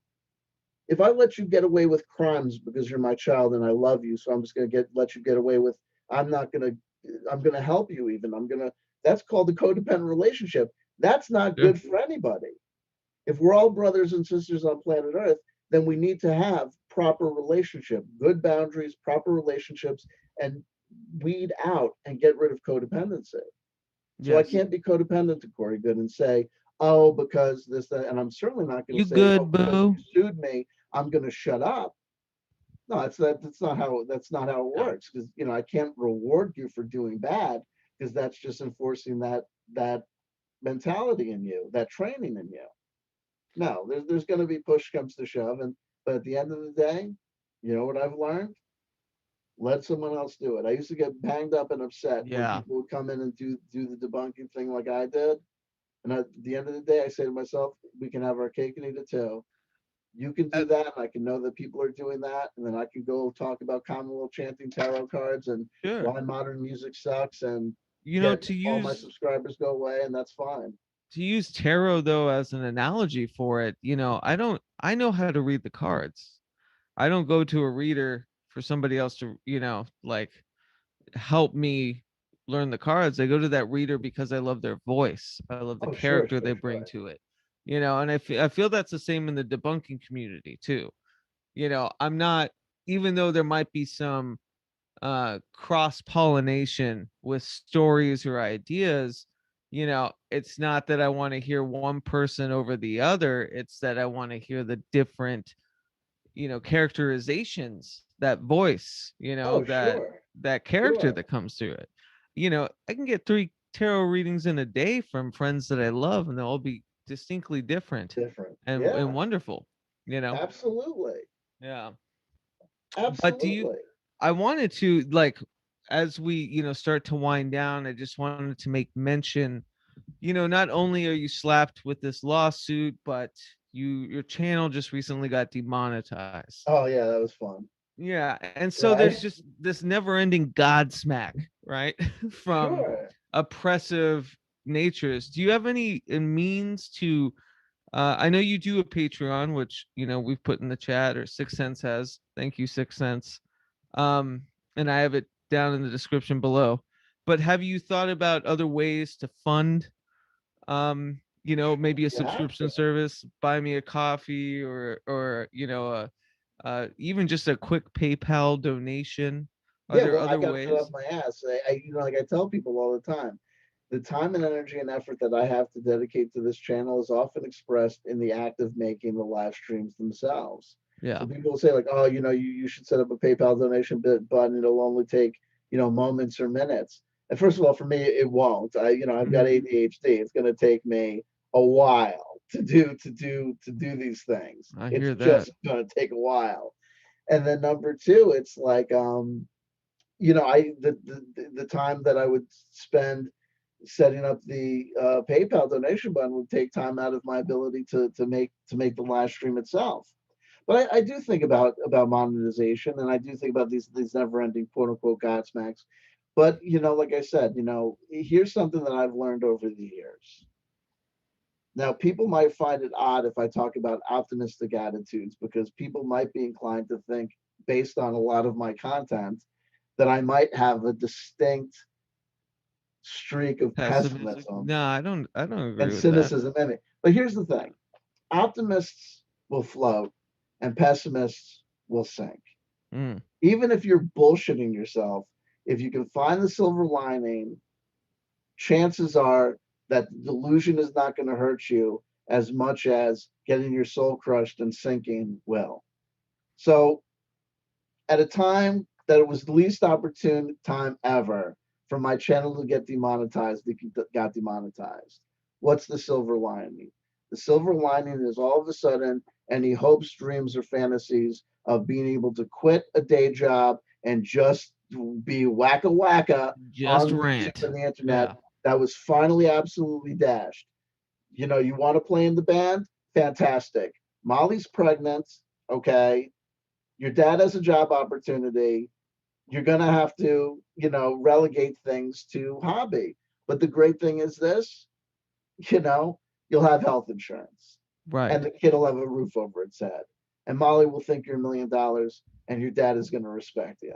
Whatever the case may be, there's pluses and minuses, there's trade-offs. So with the channel demonetized, this question of, because before what it was that I gotta be honest, after talking shit about Simon Parks, Corey Good, David Wilcock, Kerry Cassidy, Miles Johnston, and that Randy Kramer and his mother, whatever the fuck, pick a jackass, Jay Essex, Abby Normal, Ivan Teller. After years of talking about these people, I came to a point where I was like, I don't want to ever watch any of these people ever again. I mean, to be I'm honest, not that's where getting I'm at. anything out of this. Yeah. They're saying things that aren't true, and it's not even good bullshit. It's Right. not even a good science fiction narrative. It is stupidity upon stupidity, and I'm sitting here watching an hour and 45 minutes of it, taking fucking notes. I know. Listen, hold on. Here we go. He's going to the filing cabinet, folks. This is just like this. Let me tell you, and when I got divorced, believe you me, this is something funny. One of the exhibits was that I had lost my total mind and like was crazy. Really? Was the files upon files upon files of these notes. Look at The this. 20 years? This is just the notes that I took in my office, like I think in the last like maybe 2 years, right? And this is the 20-year nostalgia loop notes, right? Oh God, that's the only. Why do you think I'm saving them and holding on to them? Because Yeah. what I'm going to do at the end of 20 years is I'm just going to come back and read this stuff. I day for love it. That day, was used but I'm just going to say for the other thing. That's losing your Sidney mind. Powell, Simon Parks, Charlie Ward, Corey Good, writing down things about DNA and then having to write in the corner, of course, none of this stuff is true about DNA, right? Let me like just the things that I had to take notes on. 23. Oh Christ, you know, just like the whole like all this stuff.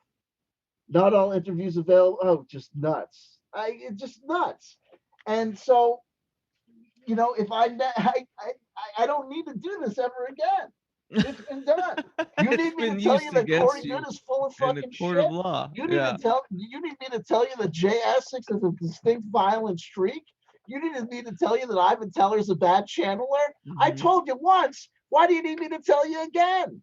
And what's really nuts, is the fact that oh my God, is that there's people that come back and are like, thank you. You just made the same video you made 5 years ago. And I love that video. And I love this one even more. Keep on giving them hell, CW Chanter. And I'm like, why? If only it was 20 years ago. Let me play the last video that I already made about this guy. It's not that interesting. They're not coming up with new shit. If he was talking bullshit about Antarctica and beings under the earth 2 years ago, guess what he's telling you now? Same shit. Maybe a slightly different cast of characters. I mean, that's how they do it. It's like in music, you know, the whole thing was like every new audience hasn't heard this set, no matter how many times you're tired of shit of playing it. Right. But it's a new audience every time. But here's the great thing for me with the channel being demonetized. I can now make whatever video that I want. And I've said, you know, and I'm getting there. It's taken a while. It took 5 years to develop the issues, to discover the problems, to get sued, to get divorced, to do all this jazz. And it may take 5 years for the anything else to resolve. But in the resolution, what's the alchemical process that's occurring is I don't need to repeat the first stage. I don't need to get to the red dust. We've done that. I don't need to go from black to red. To yellow. I'm going from red to white or whatever. I forget what the heck is. I don't need to worry about the salt or this. I'm on to sulfur. We're moving on. We've graduated from Spanish 101. We've conjugated the verbs. Now I'm reading, you know, Lorca or whatever the case may be. Right? You know what I mean? I'm reading Pablo Neruda in the original. I was gonna say, right? yeah. I'm learning the distinction between the Argentinian dialect and Mexico. Chilean, we don't need to go back dialect. unless I'm teaching like it's a TA in the 101 class. We don't need to go backwards. So it's all there. The videos are made. So anyway, so here's the deal.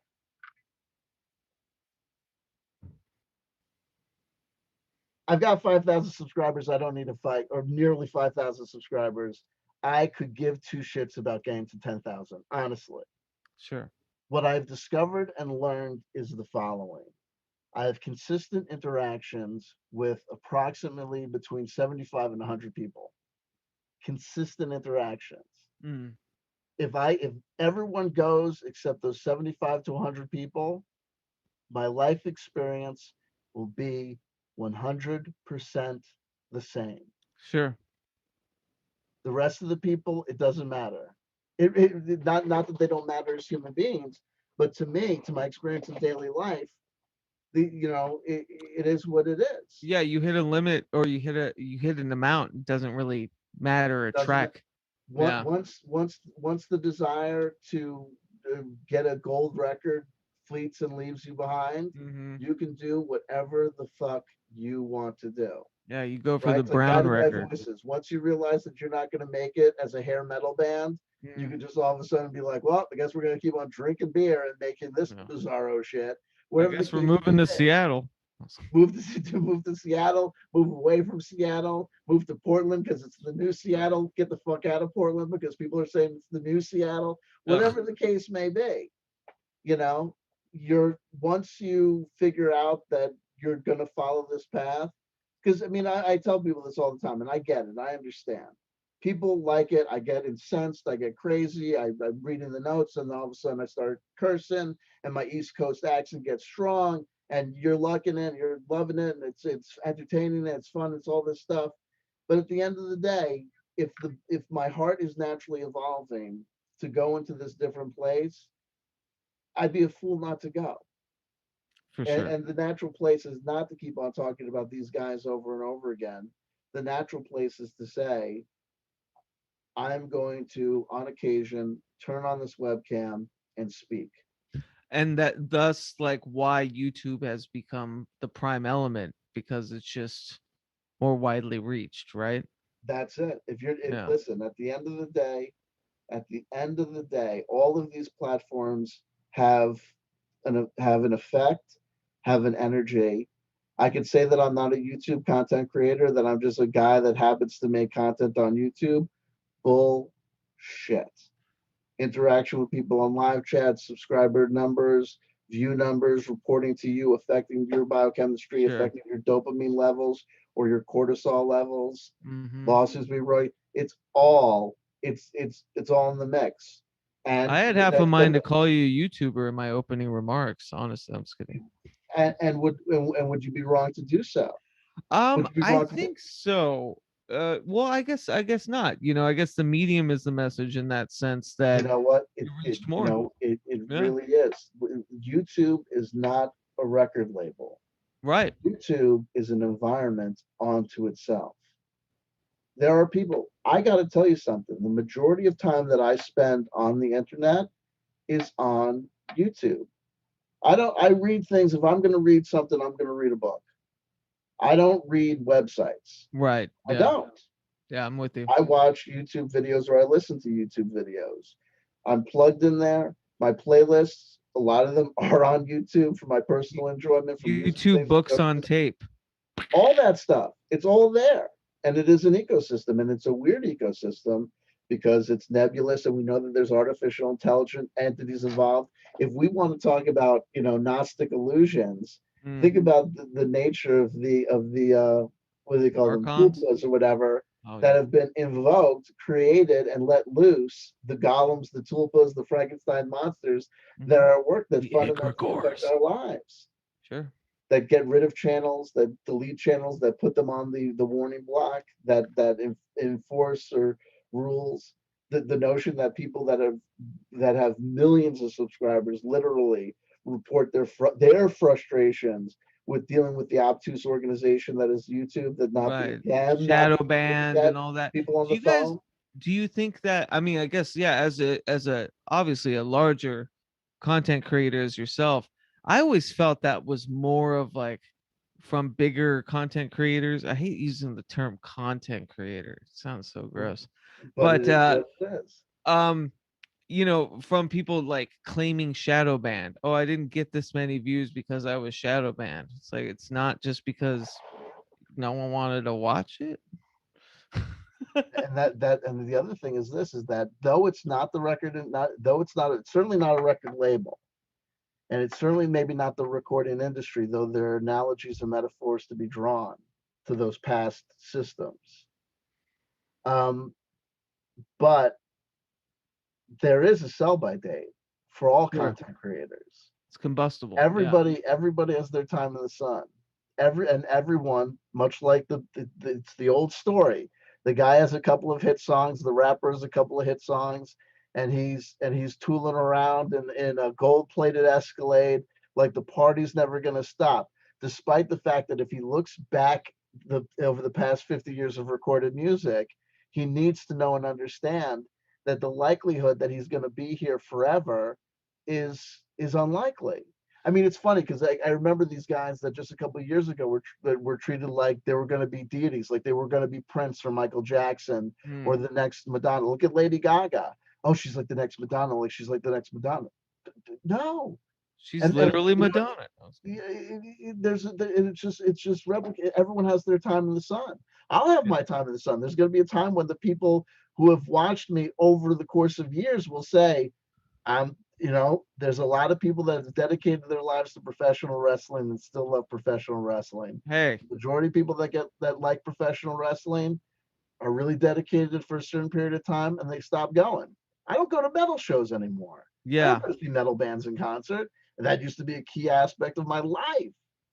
But I don't do that anymore. I've gone to enough metal shows. You know what I mean? Yeah. You reach a point, and I do it with other people. I unsubscribe to people that were subscribed to for years because at the end of the day, it's the same thing over and over again. And other things are going to happen, and life is going to happen. Well, isn't it funny too in this age where a combustible comment, say something, I don't want to get into, I'm not going to talk broadly. I want to preface everyone here. I'm not talking about cancel culture.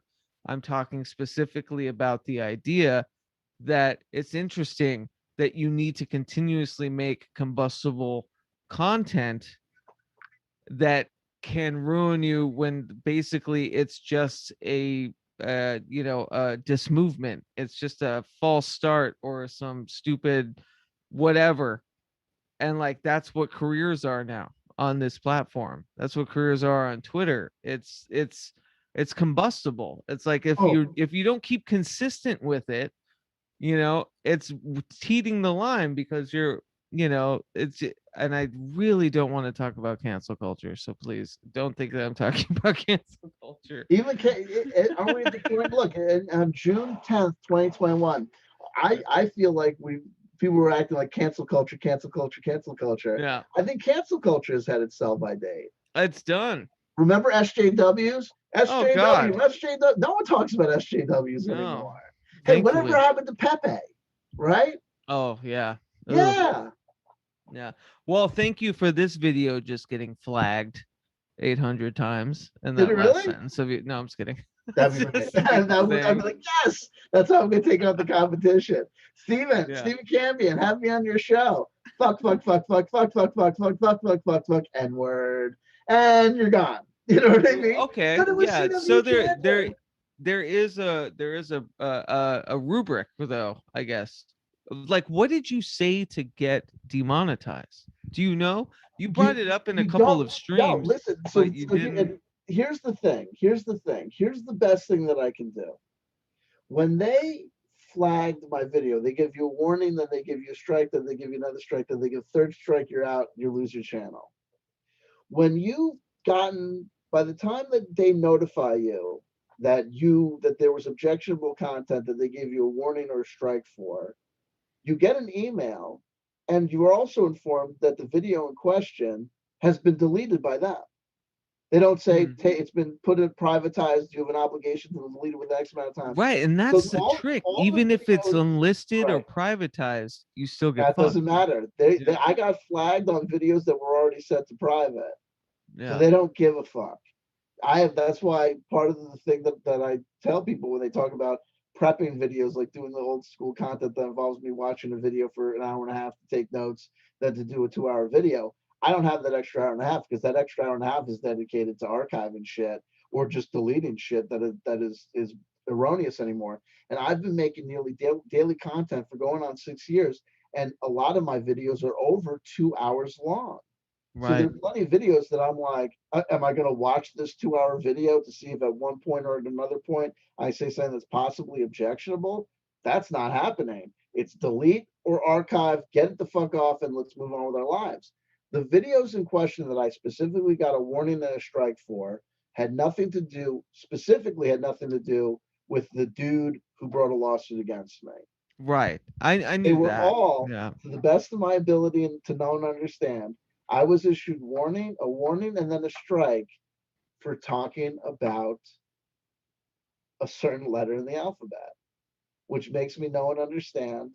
One of them was a critique of Jerome I got Corsi. you. Yeah. One of them I was a got you. critique of Took me a Jerome while. Corsi. Yeah, and one of them was an analysis of I forget what it was, like Jerome Corsi or Robert David Steele or something.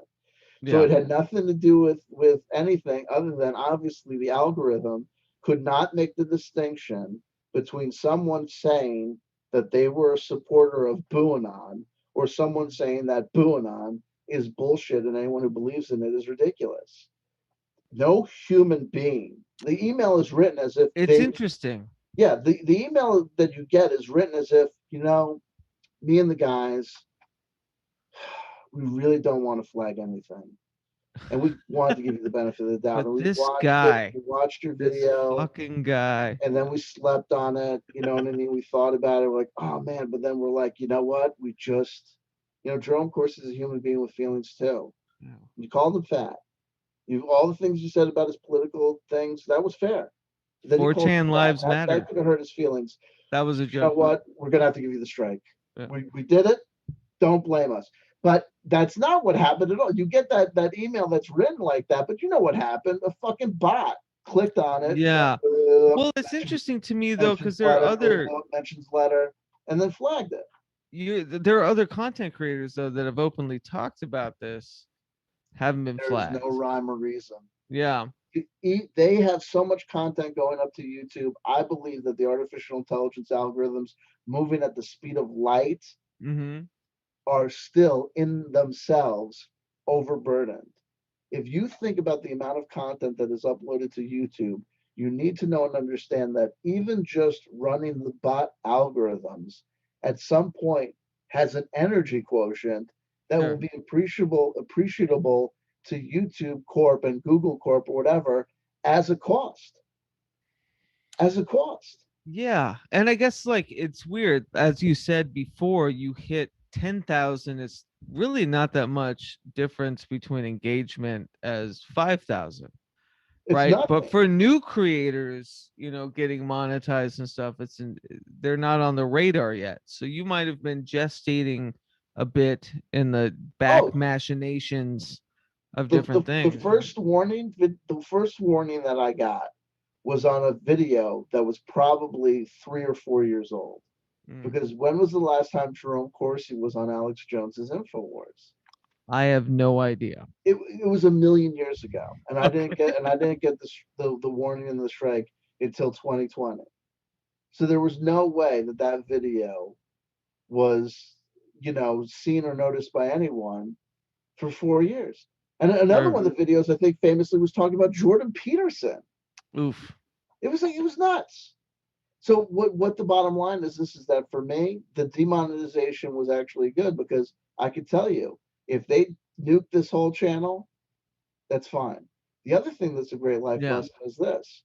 If you go back to my videos, all the videos that I've made about there's a song by Blues Traveler called 100 Years. And the great line is, it won't mean a thing in 100 years. All Damn. of the You just notes that I quoted showed you that I Blues spent all that Traveler. time on, Simon Parks, Corey Good, David Wilcock, they're all going the way of the dodo, just like me, just like Yeah. you.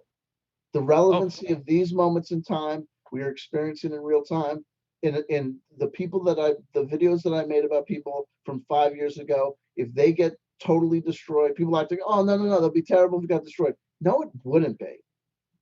Yeah. The 5 hour hangouts of people bullshitting and joking with each other. People for years since the VHS tape. They're making their 4 hour, 5 hour videos of grandma's 80th birthday. No one is ever going to watch that video. Oh my God. Like I think back, I started I was doing an audio podcast for at least a year and a half before I broke into YouTube. I was uploading music videos here and there, wanted to do some live stream stuff, broke into it and got slapped in the face real quick about interpersonal drama, parasocial relationships, different things. And then you wonder, it's like, what did all of that content matter? Like, what did this? Who's gonna go back and watch the Saturday Sideshow one. other than us, Yeah, no who were one. pretending? And like, I like that though. It's a document about what we were, but with all of the Okay. extraneous elements happening, like it was Oh, I just know. You have no yeah. idea. Listen. The number of videos that I can go back to that have me, like debating or talking or yelling at somebody about some fucking thing, like the whole paranormal hood Stephen Cambion thing. Like, what the Mm. that means? What's the relevancy of that? Like 3 months from now, it's basically a recording of people, like, basically in a high school context being like, I don't know, man, did you, okay, so he was out of line, but like when you said that thing in response, you were kind of out of line too. And then it's like, imagine like the bullshit conversations that people have had with their girlfriends over the years. If you recorded all of them and played them back, somewhere there's an Andy Warhol aficionado who watches the 8 hours of the Empire State Building every once in a while. But if you read the description of the 8 hour Andy Warhol movie, you Yeah. get it. You understand. You don't need to actually watch the movie. That's not the point. The point is the fact that we can do it, so we did do it. But it's like, I remember when with Google Hangouts Live, when people started being knowing that they could do these 8 hour hangouts. And I realized, I was like, people are making 8 hour hangouts of nothing. It's like an Andy Warhol nightmare where we're all taping each other, just living life. And I Yeah, was saying to I myself, learned the hard what is way. the value and the point of this video? To the degree even that it's about something, it's like a news broadcast. I have one 2.5 hour video that's about the one time that, remember, that Donald Trump bombed Syria. And it Mm. was like a minor, it was like there wasn't a lot of casualties. It was a whole brouhaha. And the relevancy of that action was dwarfed by other things that Donald Trump did, like within weeks. That video is still there, taking up 2 hours of data. Who the fuck, if even if they're interested in the historical event and want to do research, are gonna need to watch my video about it with me and my friend Dave being like, "That was fucked up, man."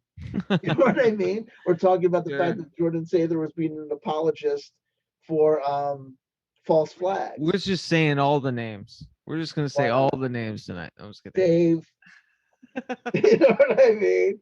Fucking Dave, So man. what I wanted to do with you, CW, since I have you here, and I honestly Listen, think that, this was for me, you're a hard man to get a hold of, am too. I? You're a busy dude. Like it was, I wanted to ask you questions that I felt maybe people that just ran into you over the past couple of years wanted to ask, as I have. But I actually asked the chat to and I'll ask again. If you have any questions for CW, put it in all caps, Let me get. make I it need to get a meaningful. glass of water. It'll take me 3.5 seconds. Can I Oh, do I that? was I was hoping you'll get a question and then I could go pee. No, I'm just kidding. You're good. Okay. Well, let me get at least that glass of water, and then I'll be good. All right. So I haven't really been looking at the live chat. Forgive me, folks. Um don't tell Prag he's phasing out. Oh, is my mic okay? You guys hear me okay? Was the volume all right? Thank you, KB, for giving me some latent PTSD about mic volume. Really appreciated. Thank you so much. Um, but yeah, let me know in the chat. It's good. Okay, cool. Awesome. Thank you, Reemsy. And I wanted to bring Reemsy up too earlier. I My forget what favorite about. YouTube content creator of all time. His I video on wanted to bring him Geritol. up earlier because we were talking about. Oh, it'll come back to me. There was something I have to specific make. that was awesome. Yes, Yes, and I I have really to. do enjoy You Reemsy. brought him up, so I have to make my canned statement Do it. about Reemsy. Yeah. My favorite YouTube content creator of all time. There is not a bad video in the bunch. From feeding deer to Geritol to cologne reviews to albums spinning on everything to bookcase demonstrations. to music videos, to piano and harp playing. The guy is just the best YouTube content creator of all time, in my humble opinion. And I'll tell you what, I I've said agree. this I before, I mean, say this. This is not a ha ha ha ironic statement. I believe that Reems's Geritol video is the Citizen Kane of YouTube content. And I say that for very sincere and real reasons.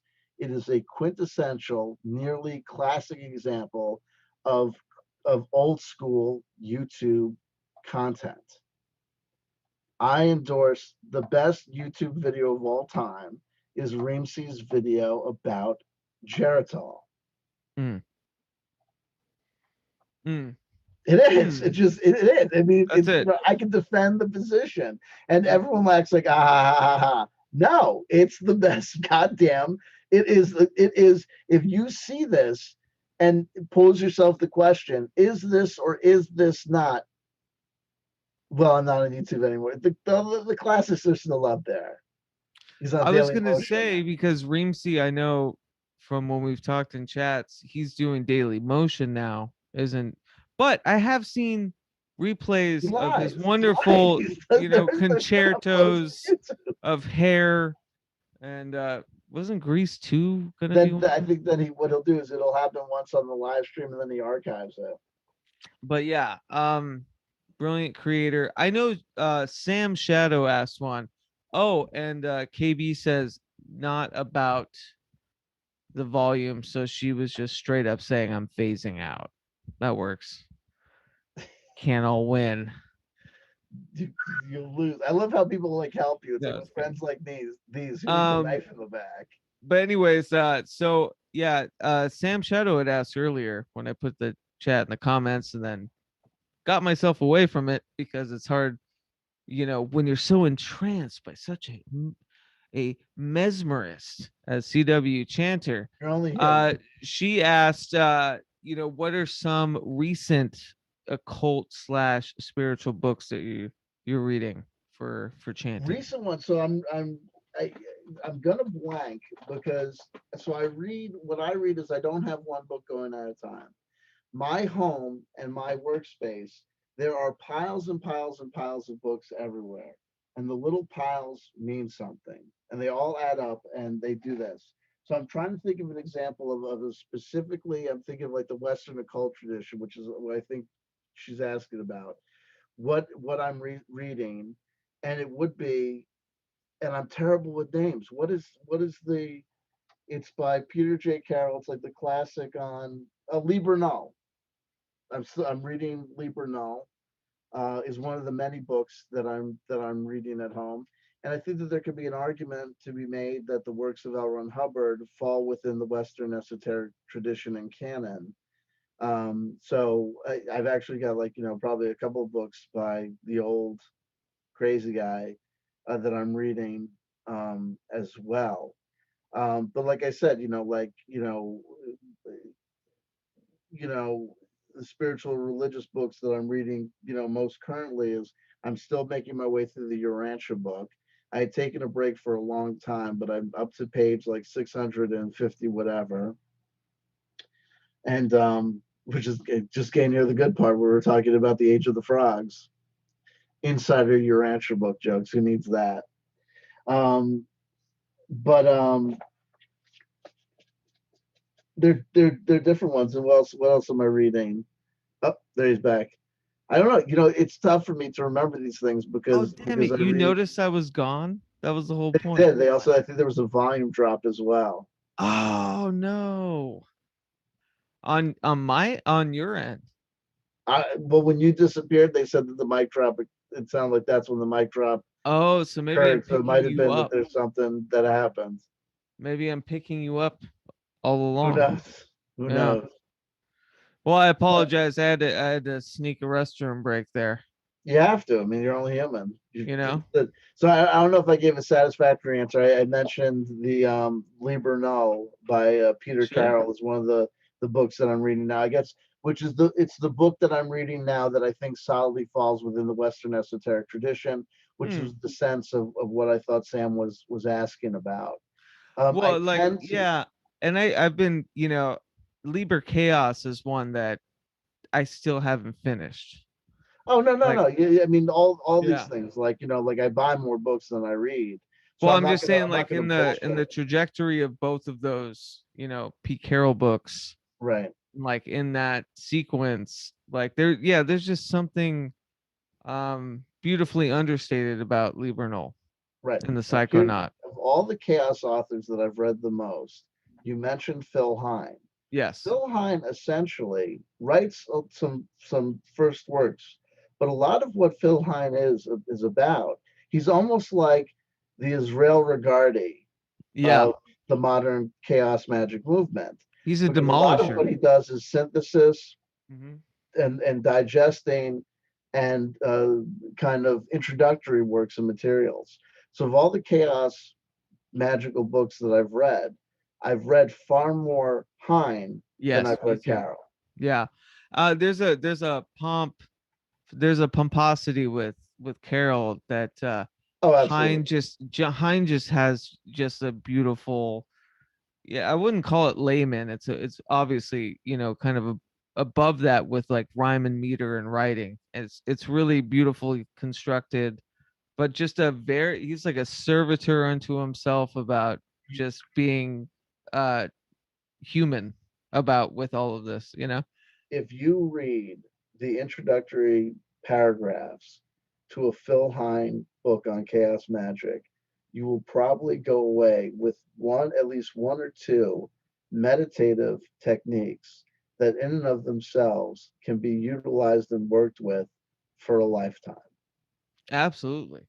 That And guy's not to mention like what he's done to open and kind of, like I said, he's a demolisher of condensed chaos, obviously, when I was a brilliant. kid, when I was younger, but Heinz Varieties, which came out a few years ago, he's talking about how he left it all behind.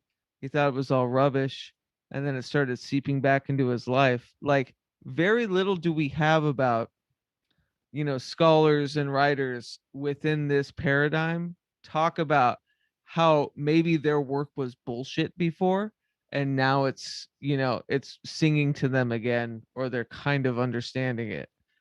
Sure, or like just being honest, just absolutely honest with the journey rather than just trying Yeah. to. Well, I mean, unfortunately, there's a ton of work and material out there that is absolutely nothing except the regurgitation and the look how much I know about Aleister Crowley, Yep.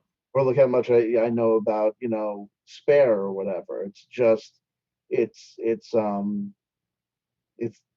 Reader's Digest history lessons Sure. rather than anything else, or just the pomposity of people acting as if that if Aleister Crowley wrote and practiced and they write and practice, they're in some way, shape, or form Aleister Crowley. And it's like the same thing with like what I talk about with hashtag no new music. It's like Jason Love can write till the cows come home. No one's gonna remember you. No one will ever Right. fucking remember you or your work. Not that you are disregardable as a human being, but just because it's just that era has ended. There are in a world where everyone can create content, the creation of content is somewhat irrelevant and just becomes an aspect of living life. For sure. Yeah, and like, yeah, I mean, to me, that's when we talked offline and I was asking you about certain topics. One of my major things was, oh no, this isn't an authoritative voice. This is a casual, anecdotal, experiential kind of conversation between Sure. two people. And like that has always been my thing with it. To me, that sings more than, you know, you citing the I don't know, whatever. Like I said, I'm trying to make words not work anymore. Um, Solar Marshall's in the live chat. He said, I read up and I see CW. I need an answer, man. all right, so let's do this. So Solar Marshall, what was his question? I have no idea. All I know, this happens to me in the live chat all the time. I I'm know. talking, then I look to the live chat. People are like, "When is going to answer my question?" I'm And feeling I'm your like, pain "Oh, you right got a now. I question?" will never look at your live chat the same again. I get you now. So the Martian says, CW Chanter, could you give me a private link to the Lazard debunk vid we did, please? I may not be able to, and I'll tell you why, because I'm gonna be completely fucking honest with you, Solar. If there's a way that I could do it, maybe. I don't have time to think about my channel. I really don't. And I love you. And Kelly was involved in the production of that video. And there are deals that I made that with people that involve Chichesco moves. Like I'm just I don't know what to tell you. If you don't cry, if it exists, it was not deleted. It was I want to post it. People used it. So here's the deal.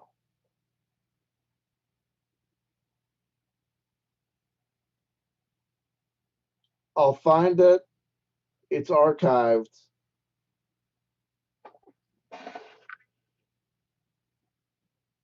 It says, "Oh man, yeah. Well, my girlfriend left me for a month over that night." Yeah, I believe you. Believe you me, kiddo. I hear you. If it exists, it's archived. Here's the deal, man. You know, I've got. Here's the deal, man. So I'll be completely straight. It was gold. It's not your fault. It's not my fault. It's the fact that you know what I mean. Like in my personal life, it's just that there's things that I've had to do and I'm having to do. If I could listen here, you're not the first person to request a video. Listen, if I have it and it hasn't been archived yet, it's merely been privatized. We'll get you the link. I'll give you a period of time that you can get it, and I don't know what you're gonna do. You can post it on your own channel or whatever. I don't know. Like I don't really. You did do a lot of work on that, but here's the thing. You don't need to email me. I'm giving you my word. I'll get you the copy of the video. But Solar, here's what you need to do. You need to send me an email just to make sure that I've got your email so I can send you a link. And I'm going to tell you what's going to happen. To the degree that I can get you the link, I'm going to get you the link, and I'm going to say these words to the effect of, you've got 24 hours, 48 hours to download it by any means necessary, and then whatever happened to it is going to happen to it. If it's already been archived, I'm going to tell you what. If we'll have to figure out a deal. You'll mail me a thumb drive, I'll mail you a thumb drive back, whatever the case it is, and we'll figure it out. But here's what I'm telling you. I'm telling you I can get you a copy of the video because it's not deleted. I know that much. But I will tell you this. It's gonna fucking happen when it fucking happens. I don't have time in my life. I got my kids, I got the job, I got maintaining my YouTube video, I got jerking off in the corner to computer porn. I've got talking to this douchebag over here. I've got reading books and spending 2.5 hours meditating, chanting, and reading books when I'm not jerking off in the corner in the kitchen. It'll happen when it happens. I'll get it to you when I fucking get it to you. And if you ask me 3 times, I'm going to tell you, well, now you're going to wait 9 months because it's just the way that it goes. Not because I want to be a dick, but because I am one. CW, can you do me an honor? No. No. As we close out, well, check this out. As we close out, it would be an honor for you to tend to the live chat. And I'm not pushing that, I'm not skirting that away. But as much as I've seen you handle a live chat every day, Mr. Streamer 2, a couple days a week, I think it would be pretty fantastic for you to handle this one. Okay, I see the recommendation, the book recommendation from Oswald Spangler. Oswald, I read all your emails, though I don't respond to all of them. We also have a question. Philip Blair says, CW Chanter, interview of Walter Bosley, Ben. You've asked that before. I believe that video is already up. So when I set all my videos to private, the first videos to come back were the videos that were interviews with other people, because I know the feeling. I have done multiple interviews on people's channels and then have had them nuke their channels or set all their content to private and retire. And I'm like, that's great, but that was 2 hours that I took out of my day to bullshit with you or whatever. Could you have not done that? So most of my videos that have interviews are back up. So it may be the fact that the video is already back up. If it's not backed up or already up, we'll get there when we get to it. There's no reason for the Walter Bosley video not to be up because I like the video. Oswald Spangler says Bosley will never be deleted from YouTube because he's a Fed. Absolutely. Solar Marshall, listen, you did a lot of work. The video was great. In fact, the video was great. I might very well look at it and just put it back up. I mean, it is what it is. But no one understands this. Like I say, I'm not trying to like unperson anybody. Like I said, Kelly's name for a reason. She's a human being. She existed. We were together for a while. We're no longer together. Proceeding and moving through life, I have to think about already. My kids are 10 years old. They're getting to the stage where they know that I'm called CW Chanter. They've seen, what my kids love? My kids love Mercado. Jose Mercado made a video about a music video about, doing a parody of that song, It Wasn't Me by Shaggy. My kids can't get enough of that video. They must have watched that video 10 times each, right? They also, what video my kids love? The clip that Spooky made of me talking to you, where she puts the little Irish hat on me. Oh yeah. That thing, my kids can't get enough of that. The issue then is, so my kids know about the CW Chanter channel. Oh shit. And we don't want them running into archives and saying like, who the fuck is that? So that's why a lot of stuff, and it hurts because she did work too. She did some stuff too. That was, her intellectual property, her contributions, and and it is what it is. But here's the other thing. Like, so, it is what it is, but we have to count our blessings and we have to be aware of things. So that's that. Too much information. Yeah. But Solar Marshall, like, here's the thing about why some of the interviews went back up immediately, is because Solar Marshall did a lot of work on that video. So it's not like I'm going to be like, fuck it, screw you, done, your mother, I'm not giving you that video. You know what I mean? It was your contribution, and it sucks because it was a great video, but at the end of the day, Shadows on Production says John Teeter 3 is a mantid is worth reposting. That's not up. Again, no offense, you worthless cocksuckers. I have a feeling that some of these videos are up, and you're just Fatback Cactus, I believe, is up. I believe that video is up. And to the degree that it's not, like I said, it takes a while. You know what it takes to go through? I have made videos 5 nights a week for going on 6 fucking years. Do you know what it's like when I try to go through my archives and how about this? How many of the archives, the video title has nothing to do with the content of the video? It's like Nirvana. The title of the video is why the thorny roses of summer bring a tear to my eye and a skip to my step. And it's a 4.5-hour video, and the thumbnail is me and Michael on the Arrows yelling at each other.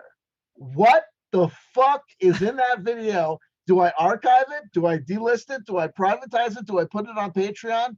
Is it going to get somebody sued? Is it going to get somebody arrested? What the, and it's just, you say, fuck it, archive it, and fuck it, get it offline, because we don't know how many times that I appreciate it. Is going to get flagged. Yeah, it's like Nirvana songs. Like, what? Oh. Reevesy says CW video titles always confuse me. They're supposed to. So my commitment is to refute through action the notion that I should pander to the audience or make it easier for them. And that's one of the things. Like, I know that if I talk about David Wilcock, Mendoza, Simon Parks, or whoever, that video is going to get a ton of views. There are reasons that I make a video about those guys sometimes, and then I give the video a wacky title. Why? So that I could tell you guys, the Reemseys, the Jasmine Erics, the Stephen Ronins, the Sixth Sense, the people that show up for every fucking video, so that you can know that you guys, because you tune into every video, you got the classic CW telling somebody he's an asshole video, and those jackass shithead moron fucktards who don't fucking get off their ass unless I put somebody's specific name in the fucking video so they can come fucking get their whack off jollies to me yelling at another human being on the internet, like, for whatever reason. Fuck them. You didn't get a chance to see that video. And also the people that hate watch me who are making transcriptions for fucking Dear Leader of the shit that I said about them. It's going to be a 2.5-hour video. The first 45 minutes are going to be about me talking about why fucking Pearl Jam is basically Menudo, right? That's going to be the first 45 minutes. Then I'm going to yell at the live chat for another 25. Then there's going to be 15 minutes of solid burn against Dear Leader. Another thing about Dear Leader is you got to realize this. He's lying to his own children. Can you fucking believe that? Blah, blah, blah, blah. And that's that gold that they're never going to see unless they watch through that first 6 torturous hour That's of how nonsense. you do it. And then I'm going to talk for another 45 minutes about nothing. And every moment that I'm talking about nothing, you're going to want to click off. But you're not going to want to click off because you know the minute you fucking click off is the minute I'm going to be like, and you know who else can suck a dick? Cliff High. What's up with that shithead? And you'll be like, damn it, I missed it. And timestamp, I ain't giving you a timestamp. I'm fucking annotating my video, and I'm certainly not going to title it in a way that makes you know what you're going to get. Fuck it. You don't watch my video? Guess what? That happened. Listen, you sway with Mendoza and sting with Commonwealth chanting. Whatever that means. In your videos, that sweet, delicate boxing dance. Oh, that's it. It's all delicate dance. It's all delicate dance. Well, CW, it has been such a pleasure. I hope everyone. Holy shit! Honestly, it's almost dude, midnight. What the yeah, fuck? yeah. How long have we been doing this? I was gonna say you got a life. So do I. I got a life. News to me. But you know, it was an honor for you to rail against my live chat. So thank you so much. It's well worth it. Much appreciated. It's 20 minutes to midnight. What the fuck are we doing? You're an asshole. I'll tell you another thing. I'm sorry. First of all, nice fucking little hat. And what's up with the like? What is that steampunky-esque? Oh, jacket? it's a polyester kind of Confederate shirt. Whatever it is, it looks like you're. Yeah, I shouldn't have said that because it's not the reason why I didn't get it. All right, the reason why I got it wasn't because it was a Confederate style. That's just the name of the style. This guy looks like he's cosplaying as the Leatherman from Village. I knew it. I was waiting for that rip. Oh yeah, when you put that, I put on the little hat on. He was like, this was you, and if this was, I can read fucking lines. Check this out. This is it. Watch this. He put it on, looked in the mirror, and said, "CW Chanter is going to give me so much shit." And then he started taking it off and realized, wait. If I take it off, I'm taking it off because CW Chanter is going to give me so much shit. You can't win. Now I'm committed. Now I have to keep it on. Yeah. And I know it's going to happen. To be fair, I just came back from the the woods in Washington. You wear that smell out? like shit, you know, from tracking animals. He's that guy. And then I was like, yeah, polyester, the smell can't get through, and Mary can not be pissed off at me. But good luck with that. Too funny. No, so this fucking guy, here's the original point. So we're trying to figure out the time that we're going to do this, and we're trying to figure out time schedule. And I realized for him, he just went from like what 6 to what, not 8:40, 9:30. What time is it by you? It is 9:04. Oh no, it's shit. What time is it here? It is 8:42. So that's damn early. He's still got a night in front of him. He can read a book. He can have dinner. Meanwhile, I've got to, bear the elements here because we started off 9. But it was a delightful time. That's why we lost track of the time. Yeah, and it wasn't. I really thought I had an open week because I just ended up starting this tracking project today. So this was my first day in Seattle or in Washington doing it. And I was like, yeah, we can do it. Sorry, it's late, But I really appreciate it, man. I know how hard it is. This is a lesson for Solar Marshall and anyone else who's going to wait for me to get off my ass and do something that I said that I'm going to do for them. Literally, Keats's first request that I come onto his channel it occurred in 2020. Oh yeah, it was a long time ago. That's what Jiggy needs to understand. Oh, that's what all these people need to understand. First of all, here's fucking Jiggy. Jiggy's complaining about me not appearing on his channel. Meanwhile, this is me every morning checking the Twitter at 9:45 a.m. while I'm sitting there waiting for a bagel or whatever. Oh, Jiggy sent me a link at 9:30. You know, just a Yeah. random Twitter DM like, we have got to schedule this. If you want me to be on, this must be scheduled. Yeah. Who knows? Well, it's We'll a figure it out. it's a hell of a day, you know, started with a solar eclipse. Make of that what you will. I forgot I about had this my already. first day of workout here. Came home, got CW'd, got some nice ribbing. That sounded dark and weird. You know what I mean? One last thing before we go. Kid Cosby says the CW remember his video with Natasha Nix when the Zoom the Zoom revealed her set. Absolutely, I think that was a classic moment. I think the one playlist on my channel, public playlist on my channel that's the kind of like the least volatile that's still mostly there is the one called CW Chanter in the Wild, which is all the interviews that I've done and appearances I've done on other people's channel.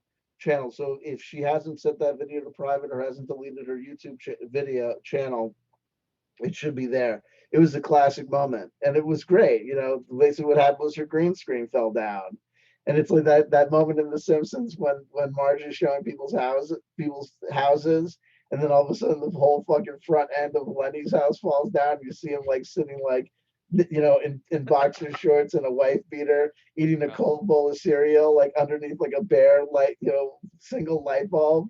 And he just looks up despondently and says, "Please don't tell people how I live."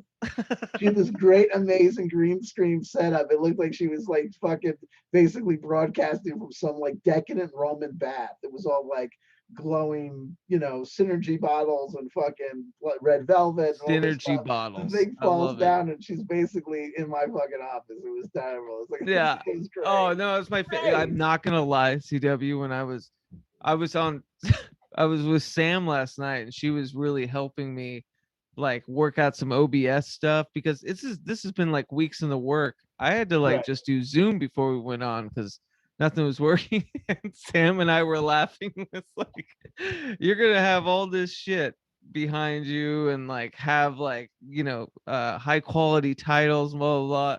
And CW is just gonna hit live in his office. That's So it's it. all good. Yeah. People were like, "You should work on your thumbnails." I'm like, "No, Nope. no." You know what I mean? Like, I'm doing shit for you. Yeah. Like, "Oh, you should just edit that part out." I'm not editing it out. I'm not Nope. watching this bullshit again to get to the fucking 15-second mark where I gotta take out clip 2 seconds. Fuck you. You know what I mean? I dig it, and it's the same. It's the same with your, you know, with your Patreon, which I know you've been actually adding some more I stuff added to. one video. Let's not go nuts. One video. Nice. Yeah. You were like, "Hey, I did a Patreon video." I was like, "Holy shit!" Everyone, we're gonna try and be more consistent and do what we can do to make it worth what people's while. And But listen, yeah, but I'm so subscribed. here's the other You know, thing. I may only people have should 5,000 subscribe. subscribers, but I tell people this, and I know we gotta get the fuck out of here. I know I gotta get the fuck out of here. Yeah. I literally, people can do all the shit that they want to with OBS and these flying chyrons and all that crap, and you'll get more views than me, but you'll never be able to do what the fuck I do, which is I fucking hit record and I'm naturally that fucking entertaining. I don't make up any stories about meeting anyone special or being contacted by a blue avian race. I don't need to do any of that shit. I open my mouth to talk about what fucking happened to me at the fucking diner last night, and that'll be more compelling than any of the bullshit that you dreamers come up with in 1,000 fucking years. Kiss my fucking ass. Amen. Not today, Yahweh. Not That's today. Not All even right, man. tomorrow. CW, thank you so much. Thank Everyone you in for the having me, chat. brother. If I could afford a new mic, I would have dropped this one after that. Yeah, But, listen, my mics break. I don't replace them. I just go back to whatever. But anyways, yeah, it was a pleasure, man. This will be out No doubt. for those watching. This will be out in audio podcast form within the next week. You can get it at iTunes, Stitcher, you know, whatever podcatcher, cast potter 'Cause thing there's that you nothing listen bigger to. than the world of podcasting. Yeah, All right. Spotify. I don't Catch know. me on Stitcher. Yeah, Where all the cool kids Stitcher. hang I know. out on How dated Stitcher. am I? Stitcher. That's All it. right. It's a podcast. Yeah. Also, I put out a new album. Hashtag no new music. Absolutely.